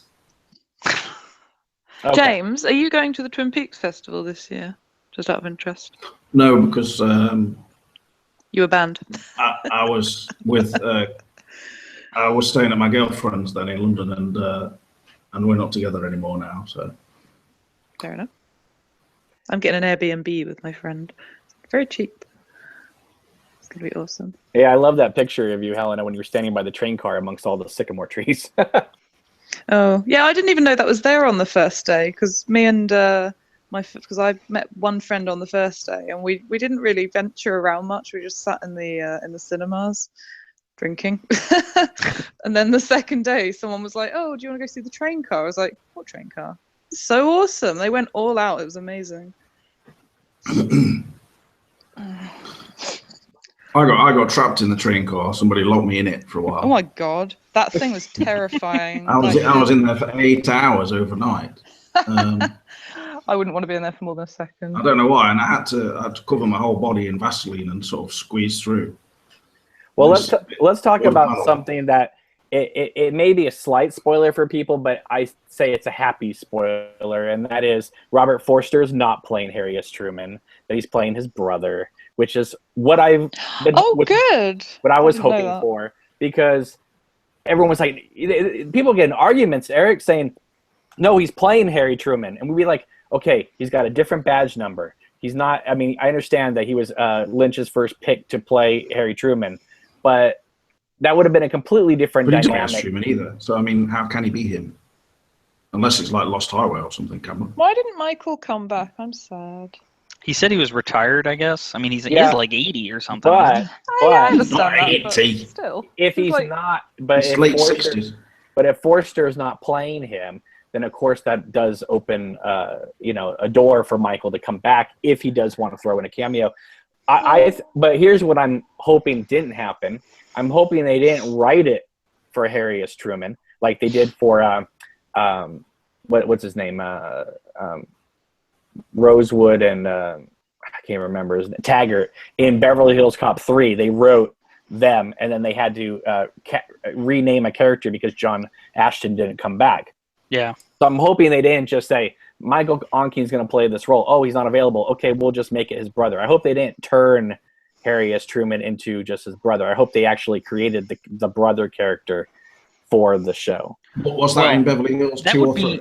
That was in 3. That would be hard though, Cameron. That ruined Beverly Hills 3 for me personally. Didn't I stormed out of the cinema.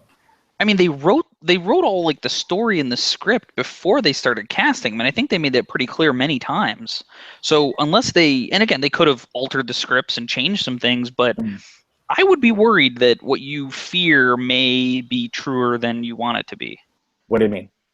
Meaning that it was really written for Michael Ontken, Harry S. Truman, and he wouldn't come back, and so they tweaked it. No way, because I know that Frank Truman features in the book a lot, so I think it was always intended. And this whole Michael Ontken business is some kind of red herring trick thing, but don't say you heard it here, because I mean, Well, maybe Michael Ontken was looking for his jacket because the brother now has it. That's a beautiful concept, Cameron. But it does. I don't know. It does give me a lot of pleasure. Speculation. It does give me a lot of pleasure after being harassed for whatever it was, 5 months or whatever. People saying he is playing Harry Truman. You need to just get over it and accept the facts. And it's like, no, he's not. And then when he posted that picture with Candy Clark, I believe, you could tell that like this isn't even the same feeling as Harry S. Truman. And I don't think Lynch is going to go back to his original concept of Truman for this new series. I mean, even Maura Kelly, they tried to keep her a little bit more pilot Donna Hayward. They didn't completely, just throw her to the wind. I still think that Michael Ontken leaves a big hole there. So much of the show is about, and again, I haven't seen it, so I mean, I have nothing but I want positivity, but like the Truman Cooper relationship. I mean, even just that weird scene where like Cooper like tweaks his nose or whatever. Like, I don't know. Like they had such a buddy bromance before there were things like bromances and stuff. And I'll miss that, I think. There were no bromances before that. But I think that there's Riggs and Murtaugh, But, Judd Apatow created the bromance. I'm kidding.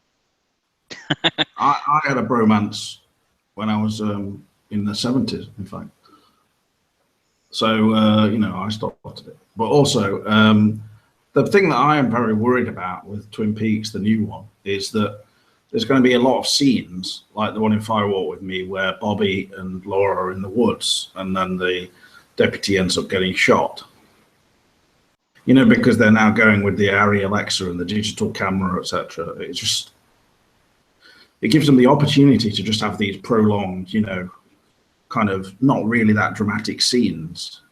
And I just wonder and worry a little bit that Lynch in that kind of direction a lot. Helen, are you still there? Like almost every episode. Yeah, sorry, I'm really tired. No, it's okay. I have a question for you. Do you think, this goes to you and Eric, because James and I have discussed this before, but do you think this show is going to move in a direction, because we know we're still going to be dealing with Laura Palmer in some way, and we know Cheryl Lee's in it, and even though it looked like the video of her having red hair might implicate that she's a third cousin, or a second cousin, I should say.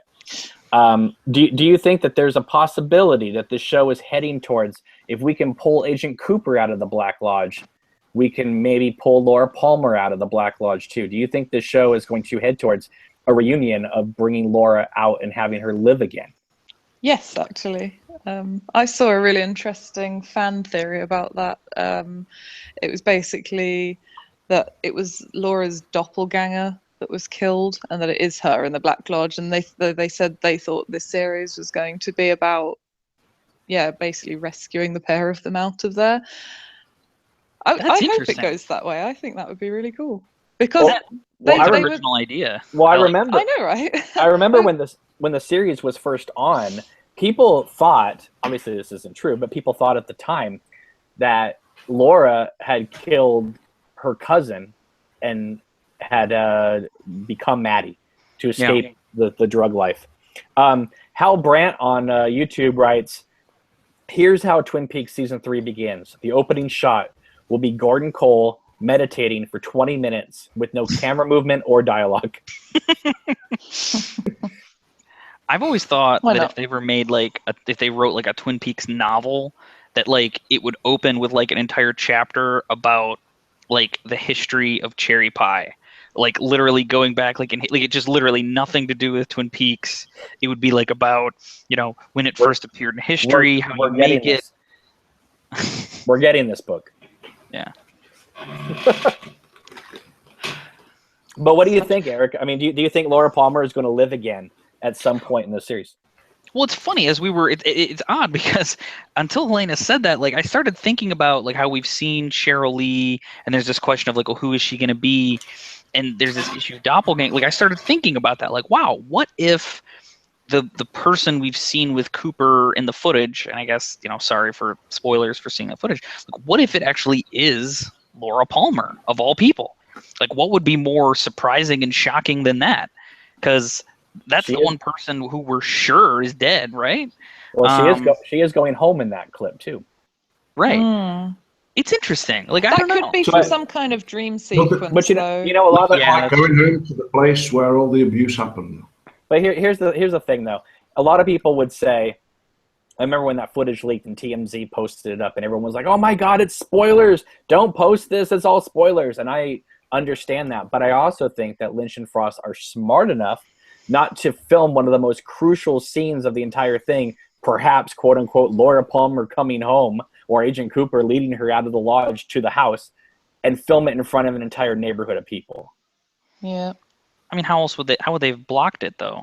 They block streets all the time in Hollywood. Yeah. Just for 10 minutes, just to get that shot, I'm sure they could have done it if they could. I guess.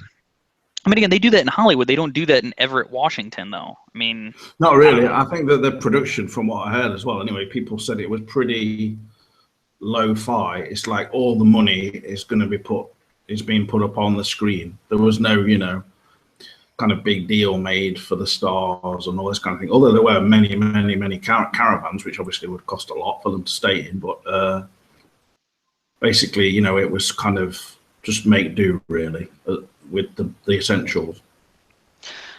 So there's no way they're going to pay to block off loads and loads of streets in a small town like that, surely. The proposed theory though that we're discussing here is fascinating, and it's odd that I like it so much, mostly because I hadn't thought of it before, like until Helena just kind of expressed it, and that just it's interesting. Like that would be zany. Love it like to how be would they pull true. that off? Yeah. What the person that said that theory went back to the bit just before she runs into the woods, where she's on the motorbike with James and she's just gone nuts, running away, being crazy. Like maybe they said that's not her. It can't be her. Look at the way she's acting. So ever since her doing all the drugs and going nuts, they thought maybe it was not her. I don't know. It's very weird. The only thing I think that flies in the face of it is it's like it gets very surrealistic, and we'd have to like talk about it because the whole point of that movie was that Laura was slowly descending into like where Bob was going to be able to take her over, and that the kind of implication is that she wanted to be killed so that Bob could not become her.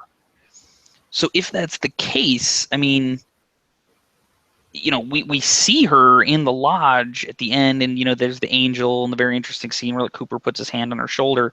But then we also see in the series, I guess chronologically after, there is like an evil Laura, a doppelganger in there that threatens Cooper.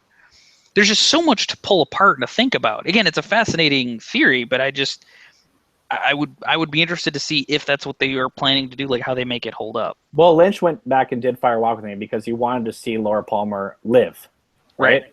So I'm saying that the whole point of doing the season 3 is apparently, I think, is to make Laura live again, because the whole thing of Between Two Worlds that they put on the Blu-ray set is very much about investigating the Palmer family and Laura and saying that she has even more secrets that she hasn't dissolved out. So I mean, I think it's, but here's another question for us. This was proposed by a watcher named Che B, and I think this is a fascinating concept.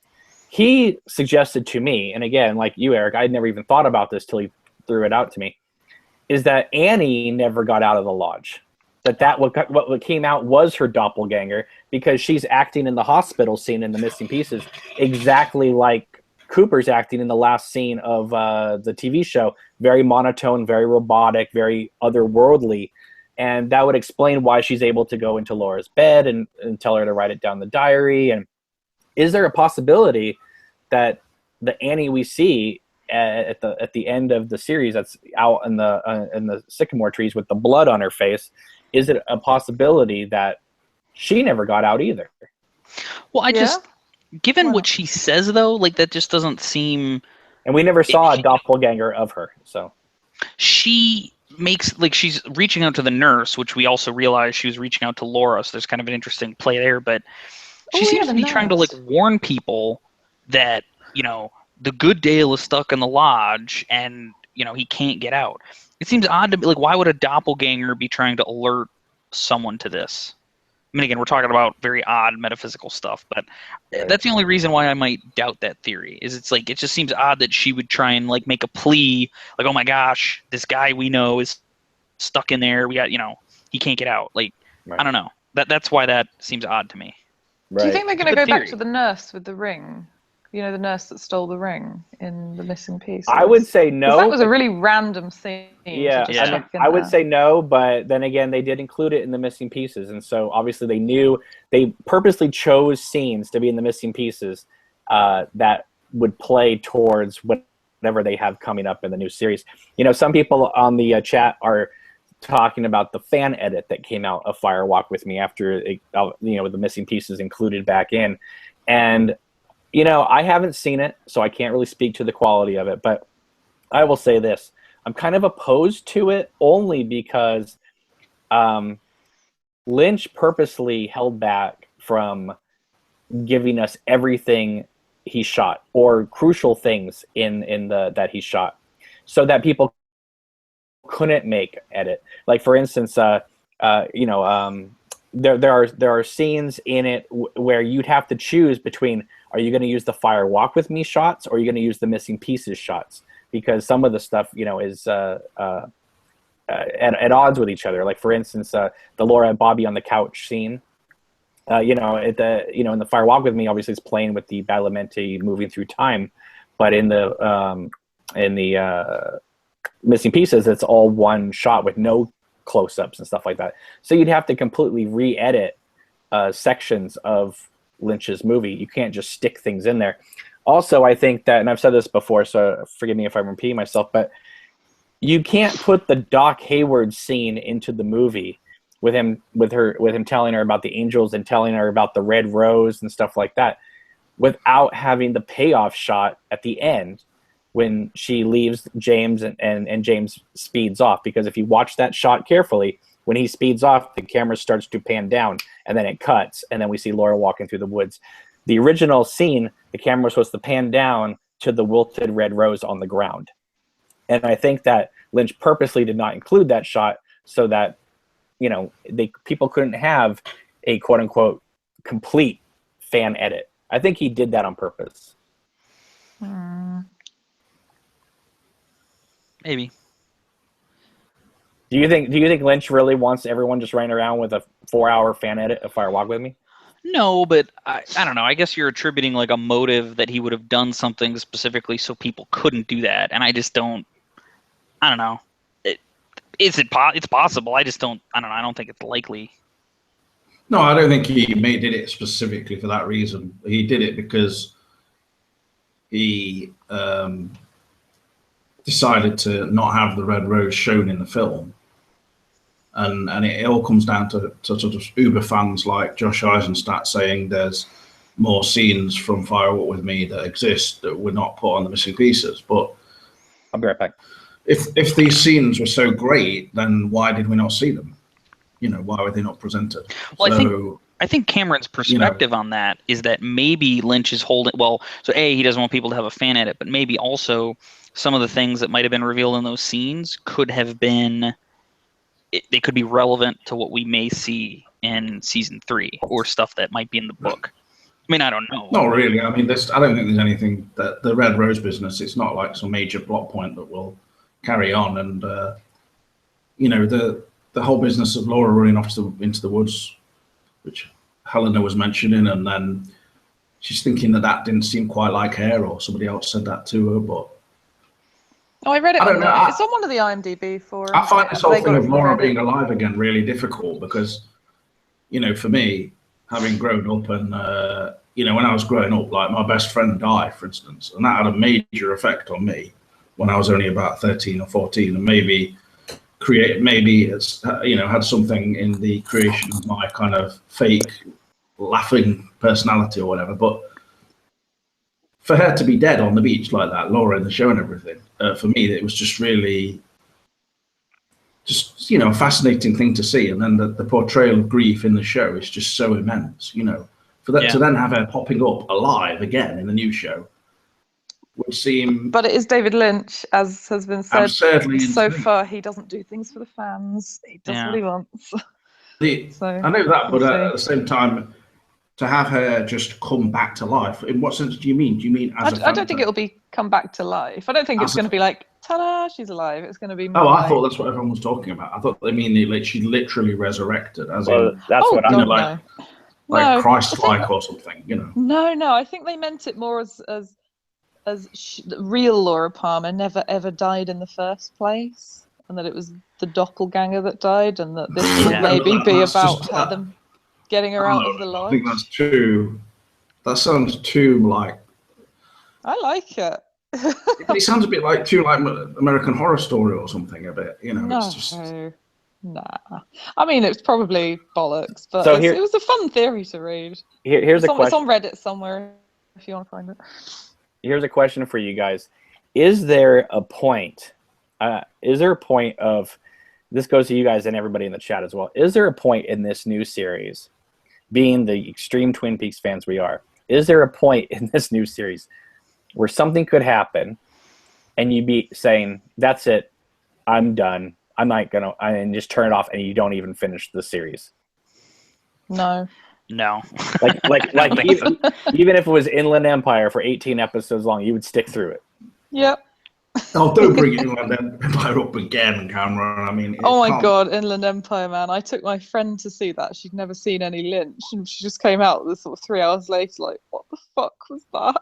I was like, I don't know. I'm so sorry. There's no way. It's called no editing. And Showtime will say, okay, this is all right, Lynch. You know, if you I presented think I something owe like Inland that. Empire a rewatch, though. I haven't seen it since I saw it in the cinema. It's quite entertaining in some respects. It's just that it's filled with long stretches, which are almost like I would compare to the Bobby and Laura in the woods sequence. You know, I mean, and many people probably like that sequence to some extent, but I find it a bit just drawn out too much. When everything in Fire Walk with Me is watchable. Inland Empire is not watchable. I know people love that. Well, I wouldn't go that far. Yeah, because I know people love that scene over the convenience store. I still have a hard time with that scene. Like, I don't know what the hell's going on. Like, I got to read, like, you know, opinion papers to figure out what the hell it's supposed to be telling me. What bit? What, the Bob? It's not in Fire Walk with Me, the much, scene in the convenience store. Oh, that. Yeah, that yeah, was where weird. Don't worry about it. Yeah, I don't know what they were doing. Thomas Karnacki writes, if it was 18 hours of Inland Empire, I will watch it to the bitter end. I'm sorry, a dirty boy sing to God wrote that. Thomas Karnacki follows it up with, Mark Frost will keep Lynch in check, at least from a brevity point of view. And I agree. I think Inland Empire is really. Well, I think Inland Empire is an interesting film. I mean, it's not a film that I would say people should avoid or ignore. I'm just saying that's not what we, as Twin Peaks fans, want to see that style carried over into season 3 of Twin Peaks. I question the idea that Mark Frost would keep. So Mark Frost is integral in crafting the story, and it's not like Lynch wouldn't, you know, listen to his opinion. But the whole point is that David Lynch is the director. So, and Frost has made reference many times to, you know, they put something down on paper, but that, you know, once it goes before the camera with David, like, you know, magic happens, something else happens. Right. And, you know, I just don't think, like, you know, Lynch is going to be in the editing bay, like, looking over his shoulder at Mark Frost for the thumbs up. Like, you know, I think Lynch can go down some cul-de-sacs if he wants to, and likely will. And, you know, I don't, you know, Frost may share an opinion, but that doesn't mean Lynch is going to listen to it. But there's an unsung hero, too, with this, and that is Dwayne Dunham is back editing. And Dwayne Dunham, of course, edited the pilot Twin Peaks, Blue Velvet, and Wild at Heart. So nice. Even Mary Sweeney, as much as I like her and I like her work with Lynch, I'm sorry, but her editing was not as great as Dwayne Dunham was with Lynch, because he was able to get everything of Lynch's quirkiness into his films and keep it tight, you know, to a 2-hour running time. And so the fact that he's working with Lynch says that he will be able to balance Lynch's vision out, where sometimes, you know, I think Sweeney would sway. I think that if you compare Blue Velvet to like Lost Highway in terms of editing, I mean, you can see how it is a different feeling. It's not just a different film. It's a different feeling. But I'm curious too, is like, you know, Fire Walk with Me began Lynch's whole thing of, doing 2 or 3 timelines, right? I mean, we have the whole Chet Desmond thing, and then Laura Palmer, and then Lost Highway we got Fred Madison, and then we got Balthazar Getty's story. Then Mulholland Drive we got Betty, then we got Diane. Inland Empire we got, you know, Laura Dern in one for the first hour, and then she becomes, what's her name, Nikki or something like that in the second half.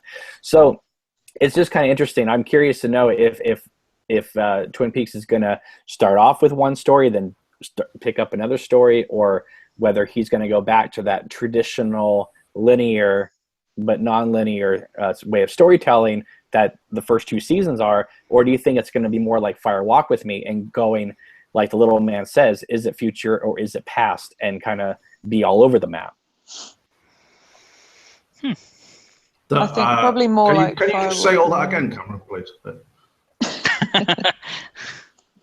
Cameron, okay, I'm actually going to have to go. I've got like 3% phone battery. No problem. Thank you so much for joining us, Helena. Yeah, sorry. I'll log on YouTube and watch the rest. So. Okay. Okay. Bye. I just think that Fire Walk with Me pretty much stays within a linear timeline of, you know, 1988 and then a year later, really. It doesn't go backwards and forwards in time immensely compared to, say, something like Inland Empire. I mean, yeah, you get sort of dream visions in Firewalk with Me and things, but they're fairly understandable to anyone. I mean, I know for a fact, you know, I was showing like Firewalk with Me to my brother and sister when they were about 10 or something, and they understood the film. Oh my God. So, I mean, if they understood the above the convenience store scene, Eric, you can understand it. It's just supposed to be otherworldly. That's it. It's just supposed to be things that we can't understand. You're not supposed to necessarily pick up an academic tone and kind of analyze it all to death and go, this is what it means. Electricity means this. You know, animal life means this. I mean, movies are visual stories. I love David Lynch, and I love his brand of storytelling, but there has to be content. It can't just be randomness. No, it's not all randomness. It's supposed to be a depiction, you know, an earnest depiction of what he thinks, like some kind of otherworldly, you know, residents of the Red Room, basically, and they're part of their existence is living in this tatty old room, which is possibly supposed to be, you know, basically that's why it's tattered and things like that.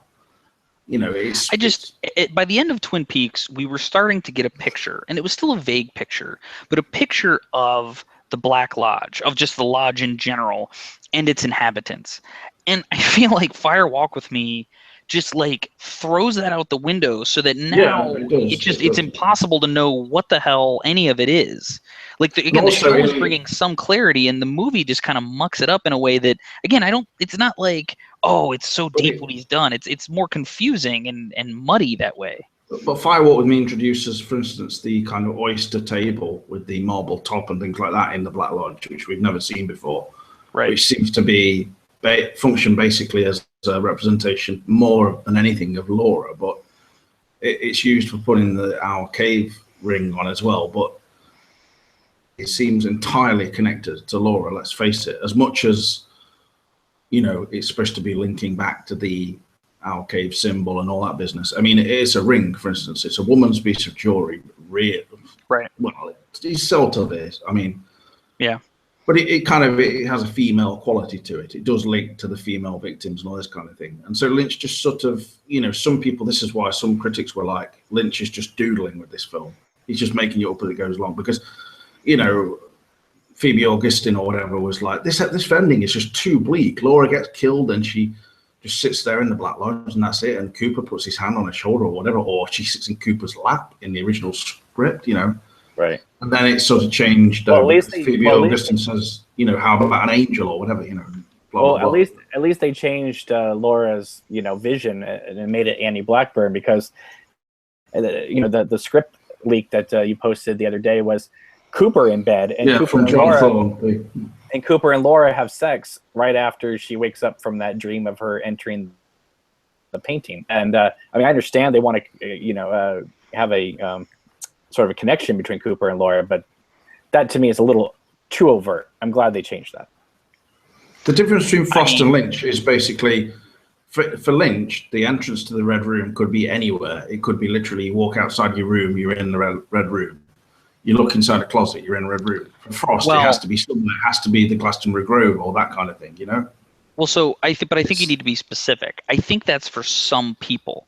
We've talked, like, there's a lot of talk about that there are special people. Laura was a special person. Dale Cooper is a special person. Now, again, he had to access the lodge in a specific way, but Laura is like being pulled to this place. Laura's mom is another special person who has visions and whatnot. Like, I think, I mean, you're right in that, like, there is more form and function, I think, to the way it was depicted in different places, but very clearly Laura's connection to the lodge and to all that stuff is different than most other people's. Yeah, because she basically goes into the Red Room as she's dreaming through the painting and things like that. So right. Thorntwig writes, I saw that Sherilyn Fenn posted a text on Instagram saying Church has set her right and that she now surrenders her Twin Peaks plight with love and gratitude. Dirty Boy Seem to God writes, I don't know if it was just me, but I think Phoebe Augustine in the pink room scene was smoking hot. And okay. Yeah, I think we need to address that, talk about that a bit more, really. What about how hot she is? Well, I wouldn't. I don't really generally judge people on hotness. That's more like a joke for me. But I would say that Phoebe Augustine is an underused actress in Lynch's work. You know, in Fire with Me and Twin Peaks. Well, I do know that every single person I've ever shown the series to gets really, really, really excited in that final episode when Ronette comes into the room, smells the oil, and says, "The night Laura Palmer died." Because in a way, even though we've been dealing with the James and Evelyn thing and the Little Nicky subplots, that in a way ties it all back to, you know, what happened at the very beginning, why we found and it's hugely atmospheric, that whole scene, everything about it. The camera is up in the angle, the lens, the kind of the wide angle lens, and the sort of just even what Ronette is wearing, it's all done. Obviously, you know, it was all like set up to be just right, and they have creates the right mood, you know. Even the fact that Phoebe Augustine has like different hair, I know a lot of people would say, well, it's probably because, you know, she's a working actress, and so they just brought her in, and that was the hairstyle she had.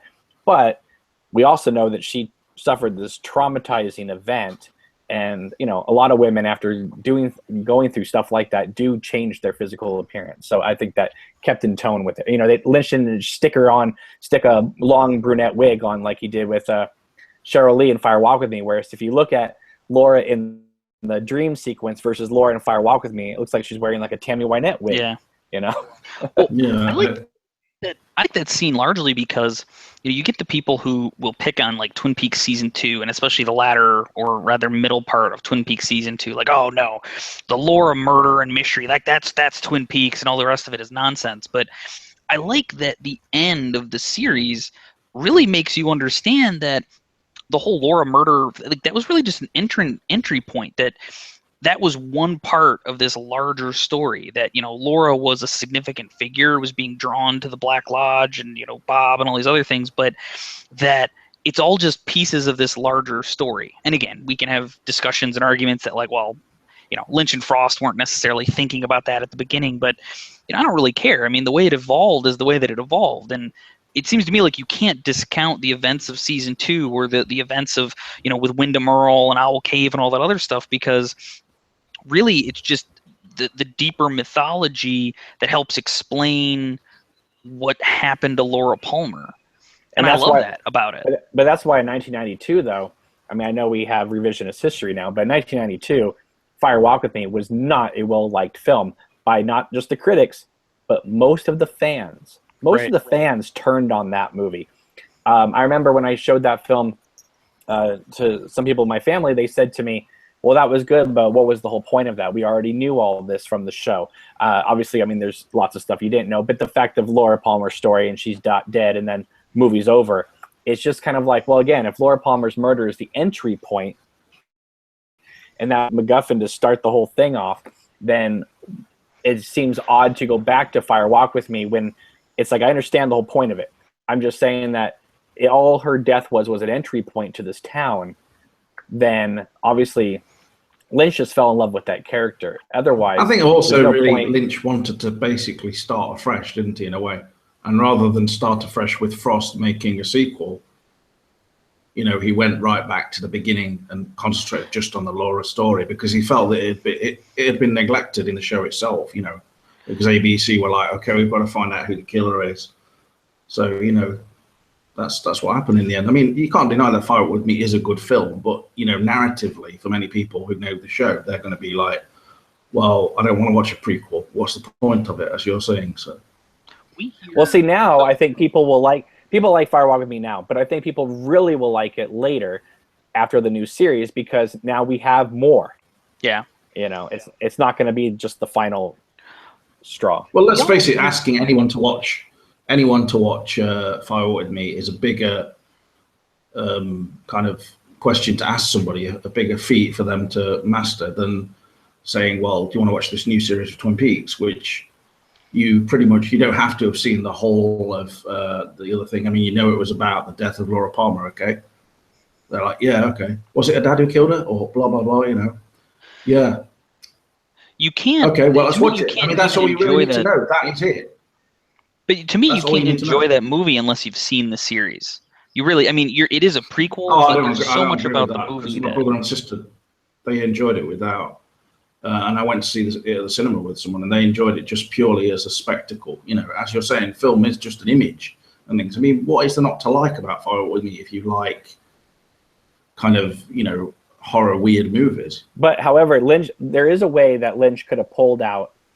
I know it sounds sacrilegious to say all this, but let's just say since he was editing so much stuff out of the film anyway, he could have easily pulled out any real references to things in the I don't know, like other characters and stuff like that, and just made a 2-hour film of Laura Palmer without having to reference, you know, the Above the Convenience Store and all that stuff. He could have just told a linear story of a girl having, you know, the worst week of her life, basically. Yeah, but it would have been an interesting thing to see, but because then the film could have stood alone without people having to have seen the series before, or you know.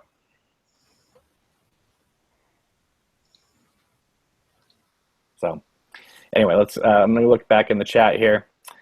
Oh, we had a Twin Peaks virgin show up into the in here, and everyone chased him away, saying, "This is spoiler territory. Get lost."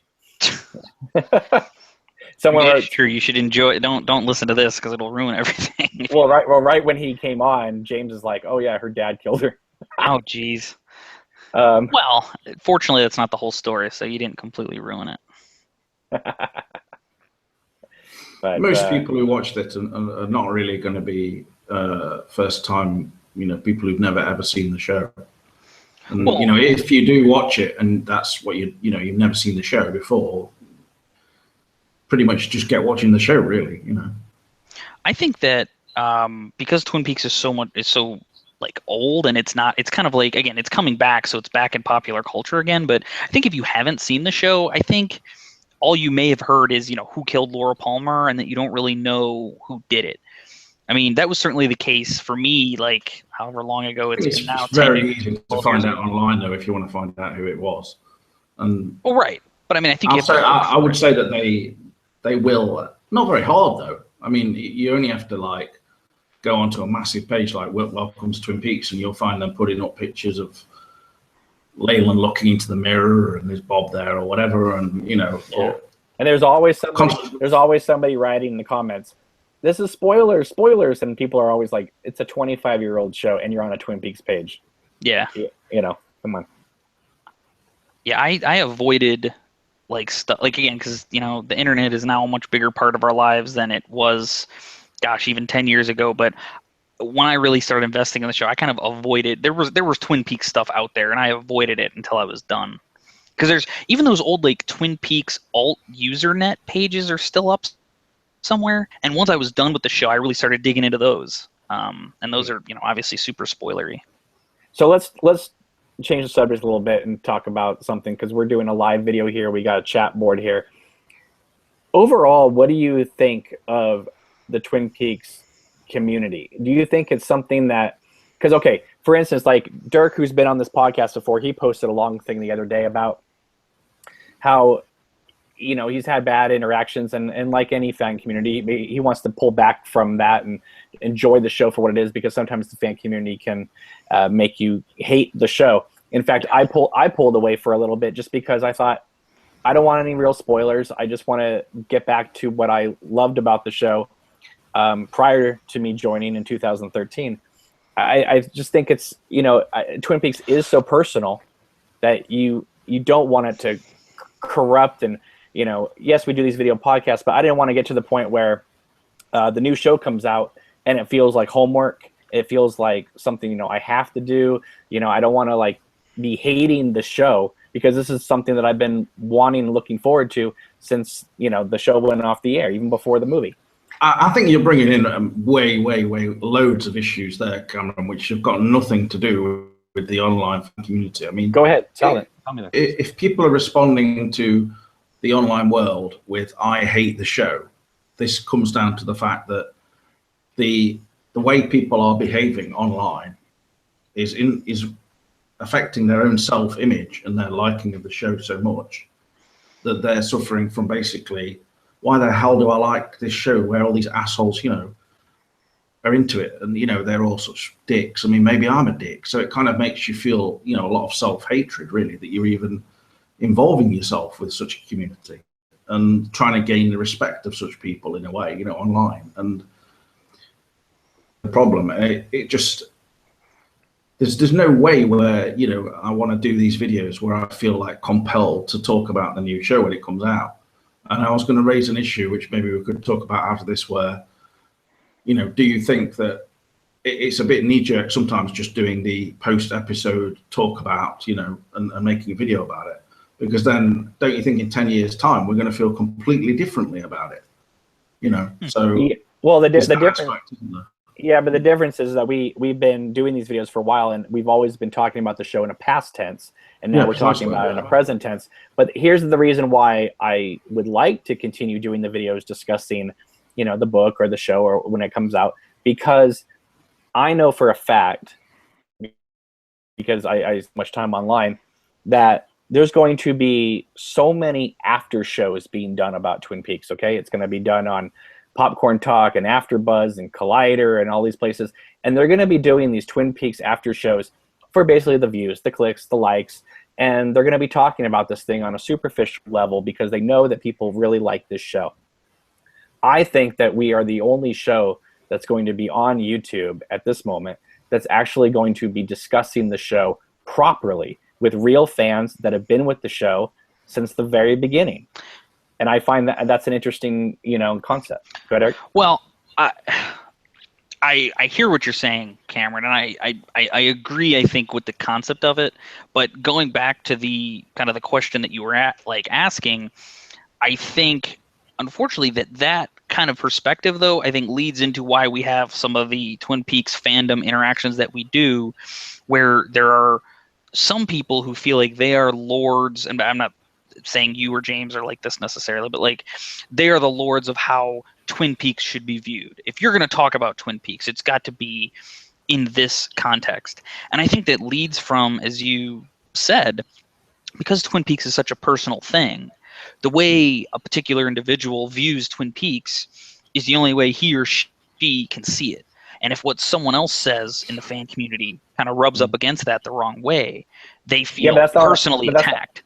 But that's not what I'm talking about. I'm talking about having a show, an after show outlet for people who feel like we do, and not just the new viewers. The new viewers can go to whatever after show they want, but for the people who enjoy the show and been with it for a long time, I want to be able to have an after show that's available for them. And just they don't know that those other shows wouldn't be like if the Nerdist has a show, I'm sure that they will. I mean, those guys are deep, Oh, you think John Campea is going to give an enlightened view of Twin Peaks? Well, I don't mean John Campea necessarily, but I mean, like I said, so Campea doesn't write for the Nerdist, does he? I mean, Chris Hardwick. I bet Chris Hardwick would have a really great take on Twin Peaks. I mean, that guy, he's got credentials, I mean, yeah, but he also latch himself to whatever's popular. If The Walking Dead's off the air, he'll go to that. It's just that that's what those personalities do. This channel, for better or for worse, because of time constraints, has become almost the go-to Twin Peaks YouTube page for a lot of people. So I don't think I'm going to be one of those people that says, okay, the new show's on, we're going to stop these videos. I want them to continue so that people will have another outlet. Doesn't mean they can't go watch other videos, but they're going to see a difference between us discussing things and various guests. And this is one of the few YouTube channels that actually has had Twin Peaks cast members being interviewed on the show. Yeah. Versus having, no offense, I'm not saying this is a bad thing, I'm just saying, but me personally, I don't want to watch, 4 models on an after show, on AfterBuzz discussing Twin Peaks. That's not interesting to me. Now, maybe if they have great insights, but if they're 20-year-olds that have no context about and have not lived with it, for me, I want to give an after show that's available for those people. That might be stuck up on me, but I think that we need to have... Again, the sentiment that you're expressing, I think I largely agree with it. I would just be cautious about, branding what is legitimate analysis and criticism versus what is not. That would be that's my only. Again, I feel like that is kind of what leads into the kind of people that are calling like James a douche. And again, I'm not putting that on your back. That doesn't belong to you. But I'm just saying that I think sometimes that is why some people in the Twin Peaks community, like the folks on Dugpa or elsewhere, feel like they are the keepers of legitimate Twin Peaks fandom versus other groups. That's all. That's all I'm saying. All I'm saying is I would like to create an environment for people who, love the show dearly and want to actually discuss the show on a more than superficial level. That's all I'm saying. Some people have said, oh yeah, John Schnepp is definitely going to talk about it. I agree he is. He's actually been on the show once or twice. He's fantastic. Someone else says, yeah, I hope Red Letter Media talks about it. I can get behind that because they did a great video about Racerhead a few weeks ago. Yeah. I'm not saying that like I want this to just be the only Twin Peaks thing. I'm just saying that for a long time, we were the only Twin Peaks thing on YouTube, discussing it on a regular basis, as if it was a current show. And I'm saying that when the new show comes out, I want to continue doing that so that people who really do like the new show or don't like the new show, whatever, will have, not just to rely on the Hollywoodization of the after show program, that they can still come to, sort of a live chat or a video, of a bunch of people who love the show and who have been talking about it for years, well before the show was ever popular again. Right. That's true. Own the listen, we were doing it. Like, own that. I get that. Yeah. Again, I hear you. I hear what you're saying. OWA Wrestling writes, I don't want Peaks to turn into a Hot Topic show. Jubel writes, I enjoy get ready. Yeah, I know. That's what I'm saying. Get ready. Let's see. Someone else writes, okay, let's see. It's going so fast here. Jubel writes, I enjoy the community and it speaks to be relatively light on assholery. Hal Brandt writes, not stuck up, Cameron. It will be nice to have a place to discuss with others to actually get it. Norin Rad says Dennis from Collider would be the only other personalities. It's interesting because I don't know. I would like to hear Dennis actually say something. I wish he would do stuff more for his Think Euro channel as opposed to just for Collider. Let's see. Oh yeah, there's going to be them French fries boys. Yeah, there's going to be a lot of people discussing this online because, I mean, think about how many shows and things that get done for every popular TV show, and Twin Peaks is just one of those, TV shows that's just going to be discussed ad nauseum. Let's see. Lots of people will discuss the show, Hal Brandt writes, but few will discuss it intelligently. Karnacki writes, a dry talk about Twin Peaks gets boring very quickly.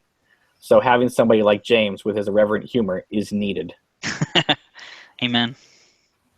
I agree. I think that James is incredibly intelligent about what he's talking about here. But I think that sometimes it's frustrating, but sometimes, James, it's like you do kind of knock the show down and go, remember, folks, this is just, we're just discussing a silly TV show at the end of the day. And I do enjoy that because I love discussing the show, but without that humor, this is just another boring radio show. So, without the humor, it's just Fire Walk with Me.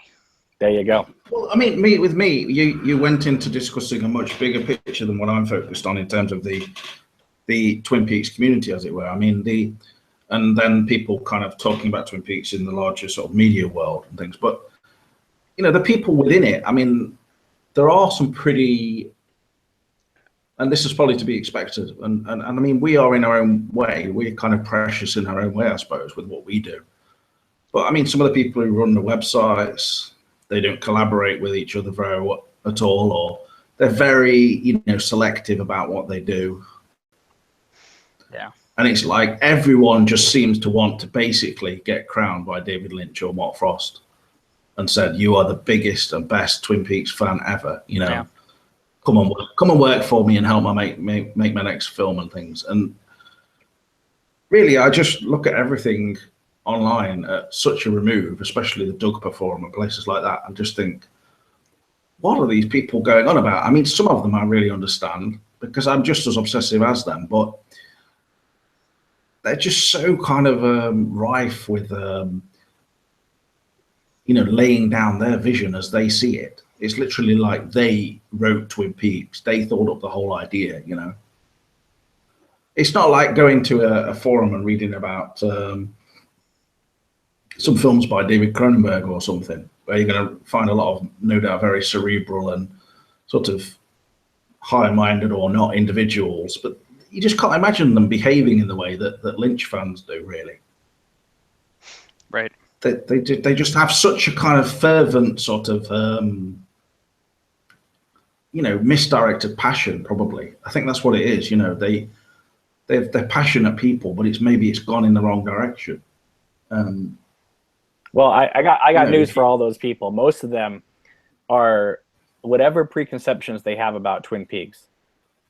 No matter what, I think this new show is going to, as Jennifer Lynch said years ago in my interview with her, that be prepared to have your minds blown. And I wouldn't be surprised if it made us in some way reevaluate everything that's come before. And I think a lot of people. Can I just give you an idea that I've had, Cameron, and I've been discussing with somebody? I just want to say a hello to Annie in Poland, who I've been writing to. And we've been discussing actually going to some of the locations where Inland Empire were filmed.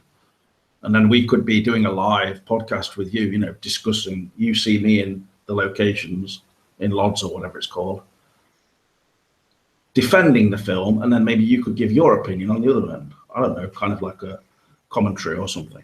Because, I mean, you know... Well, we have discussed doing an Inland Empire. What do you think of this idea?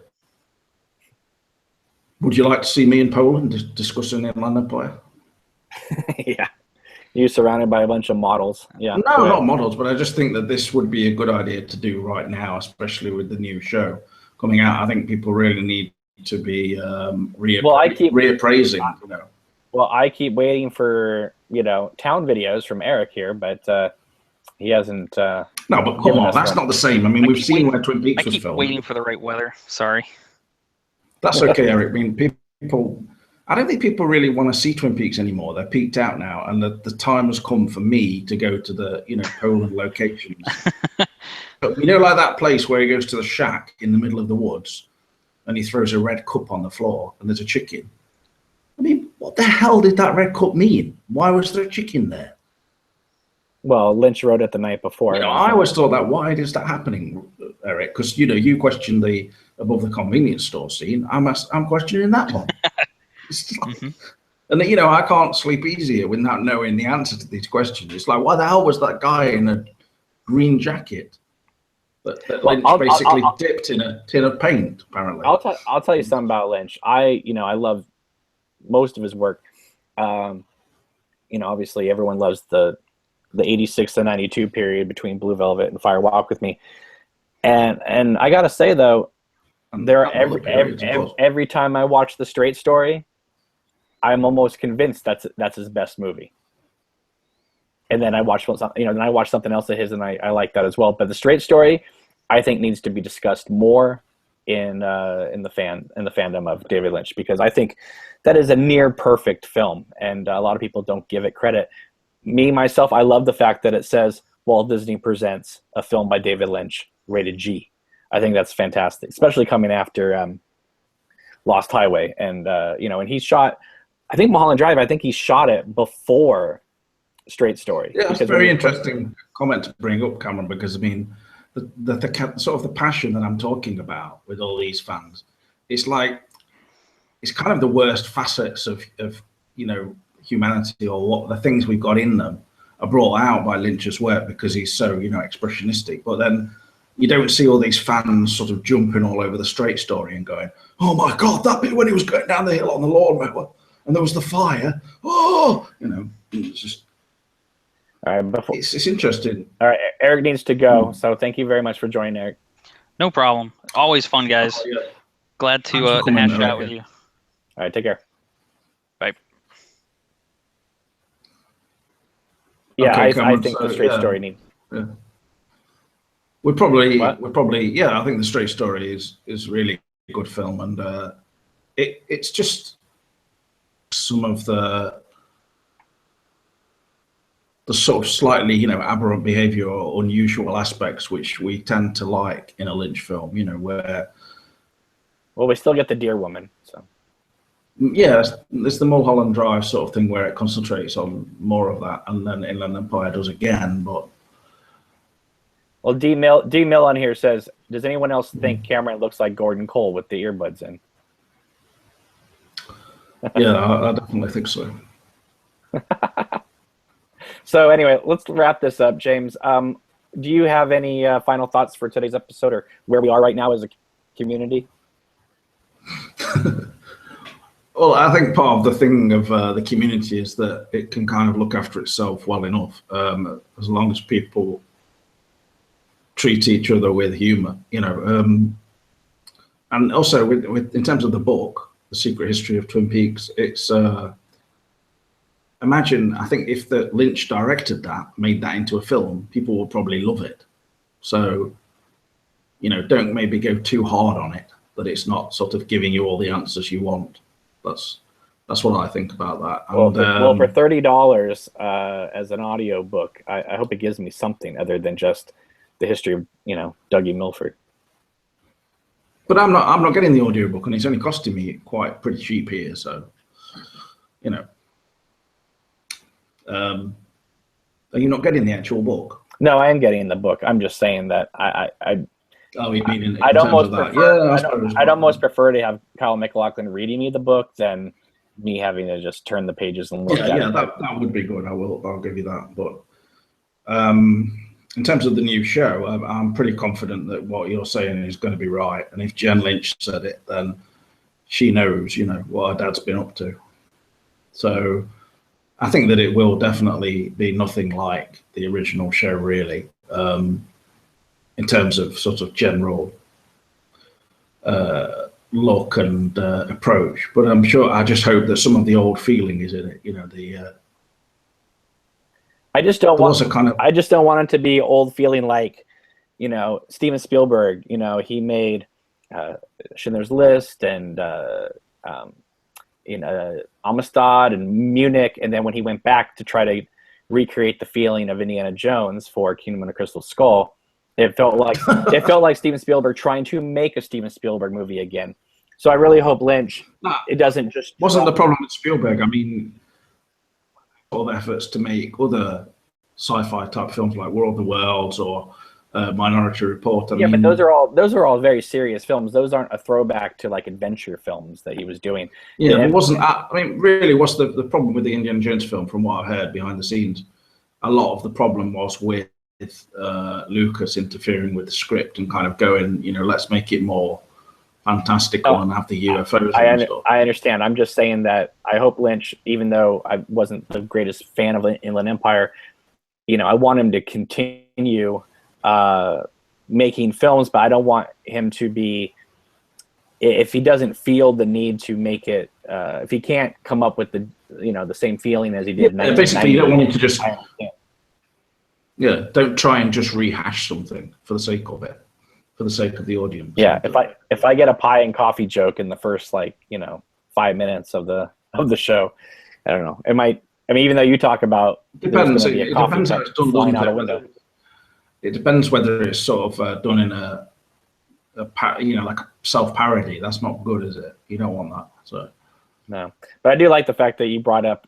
I think you brought it up on one of the latest podcasts where you said that in the Saturday Night Live sketch where Kyle MacLachlan talks about going to Vegas, that is that tying into the new show because they shot in Nevada? I thought that was hilarious. Well, I think it's funny because Lynch and I think somebody gave me that idea.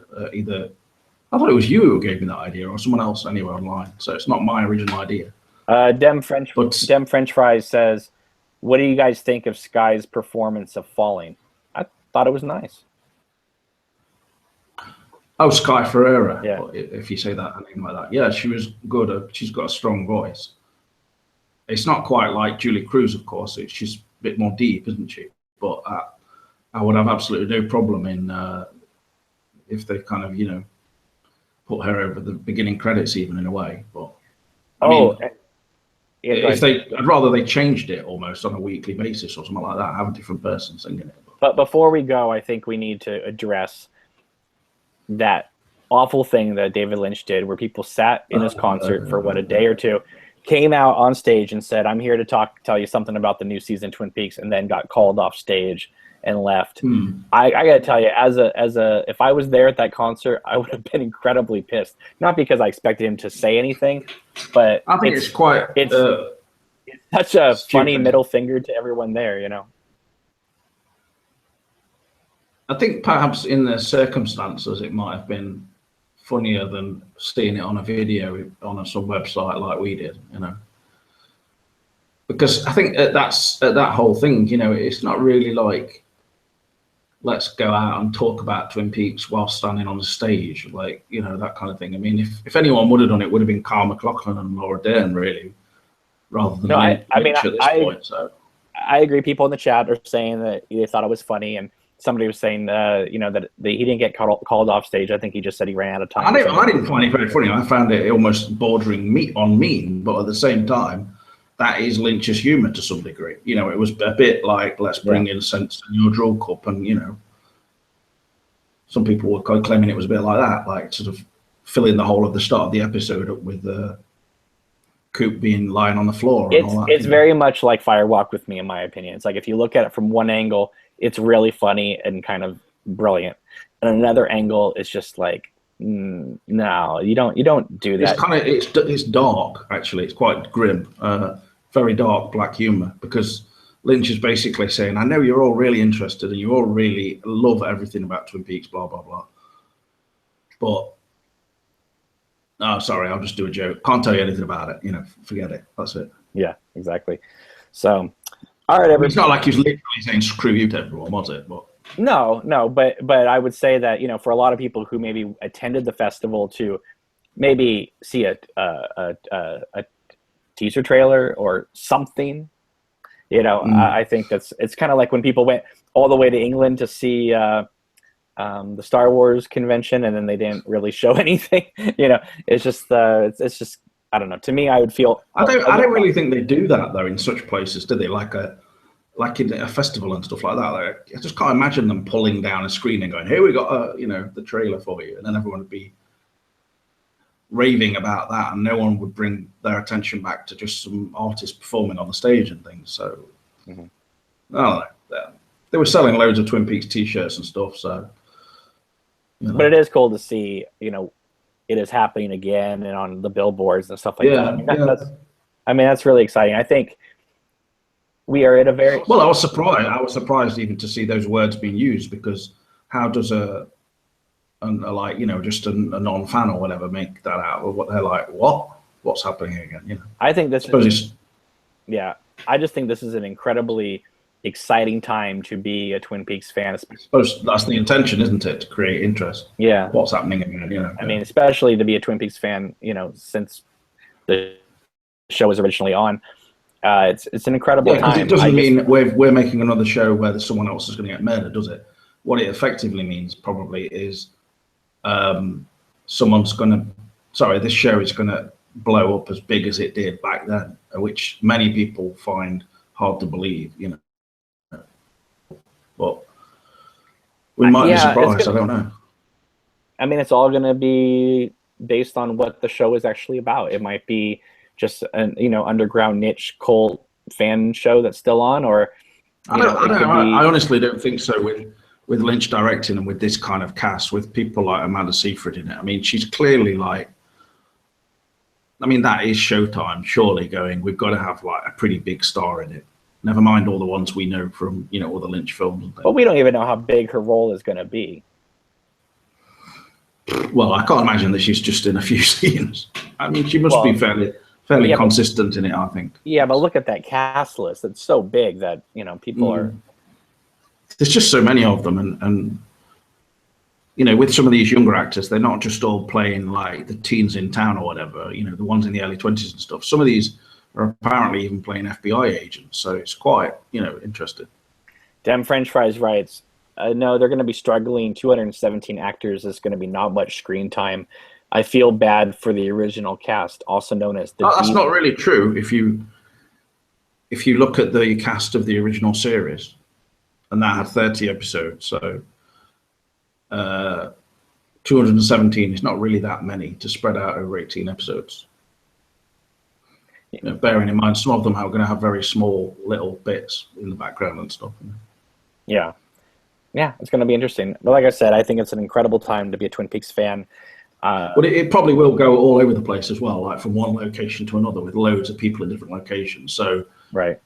there's going to be that aspect, isn't there? With things obviously that are related to each other, they're not just totally like, I don't know, like in the film Shortcuts or something. But I don't know if they'll be interconnecting them all in a kind of Magnolia type of way. But who knows? Well, but it's also, while it's exciting, it's also, I would say, you know, and I say this word playfully, but kind of a dangerous time also to be a Twin Peaks fan, because you know, you're Well, just over the last month, we've found that out a lot. I mean, it's like people's whole. Oh, I'm sorry. The Polish fan of the show just wrote to me and said, "Let Cameron finish the sentence." So. Yeah. No, I was just saying it's kind of a dangerous time to be a Twin Peaks fan, because we're going to see a lot of people who don't understand the show try to come out and be the biggest voices out on the internet, telling people about the show, how to interpret the show, that type of thing. And so I think it's good to have communities like the ones, you know, we have and stuff like that, so that people have, who are big fans of the show, who have been following the show for years and years, have somewhere to go that's not just IMDb, you know, some other message board, or having to rely on some, you know, Hollywood after show to tell them what to think about the show. You know, we may not be the most produced show that's on YouTube, but I think that we are the ones that have the biggest heart and the biggest passion for the show itself so far. Yeah. I mean, I think when it comes down to it, basically, us and the people we get on here as well are like Eric and Helena today. They are serious about the show in the end, and as am I. You know, because we might have some humor here and there, you know, quite a bit maybe at some times, but it doesn't mean that we're not serious about it. It's just sometimes good to inject a bit of stupidity, maybe, but.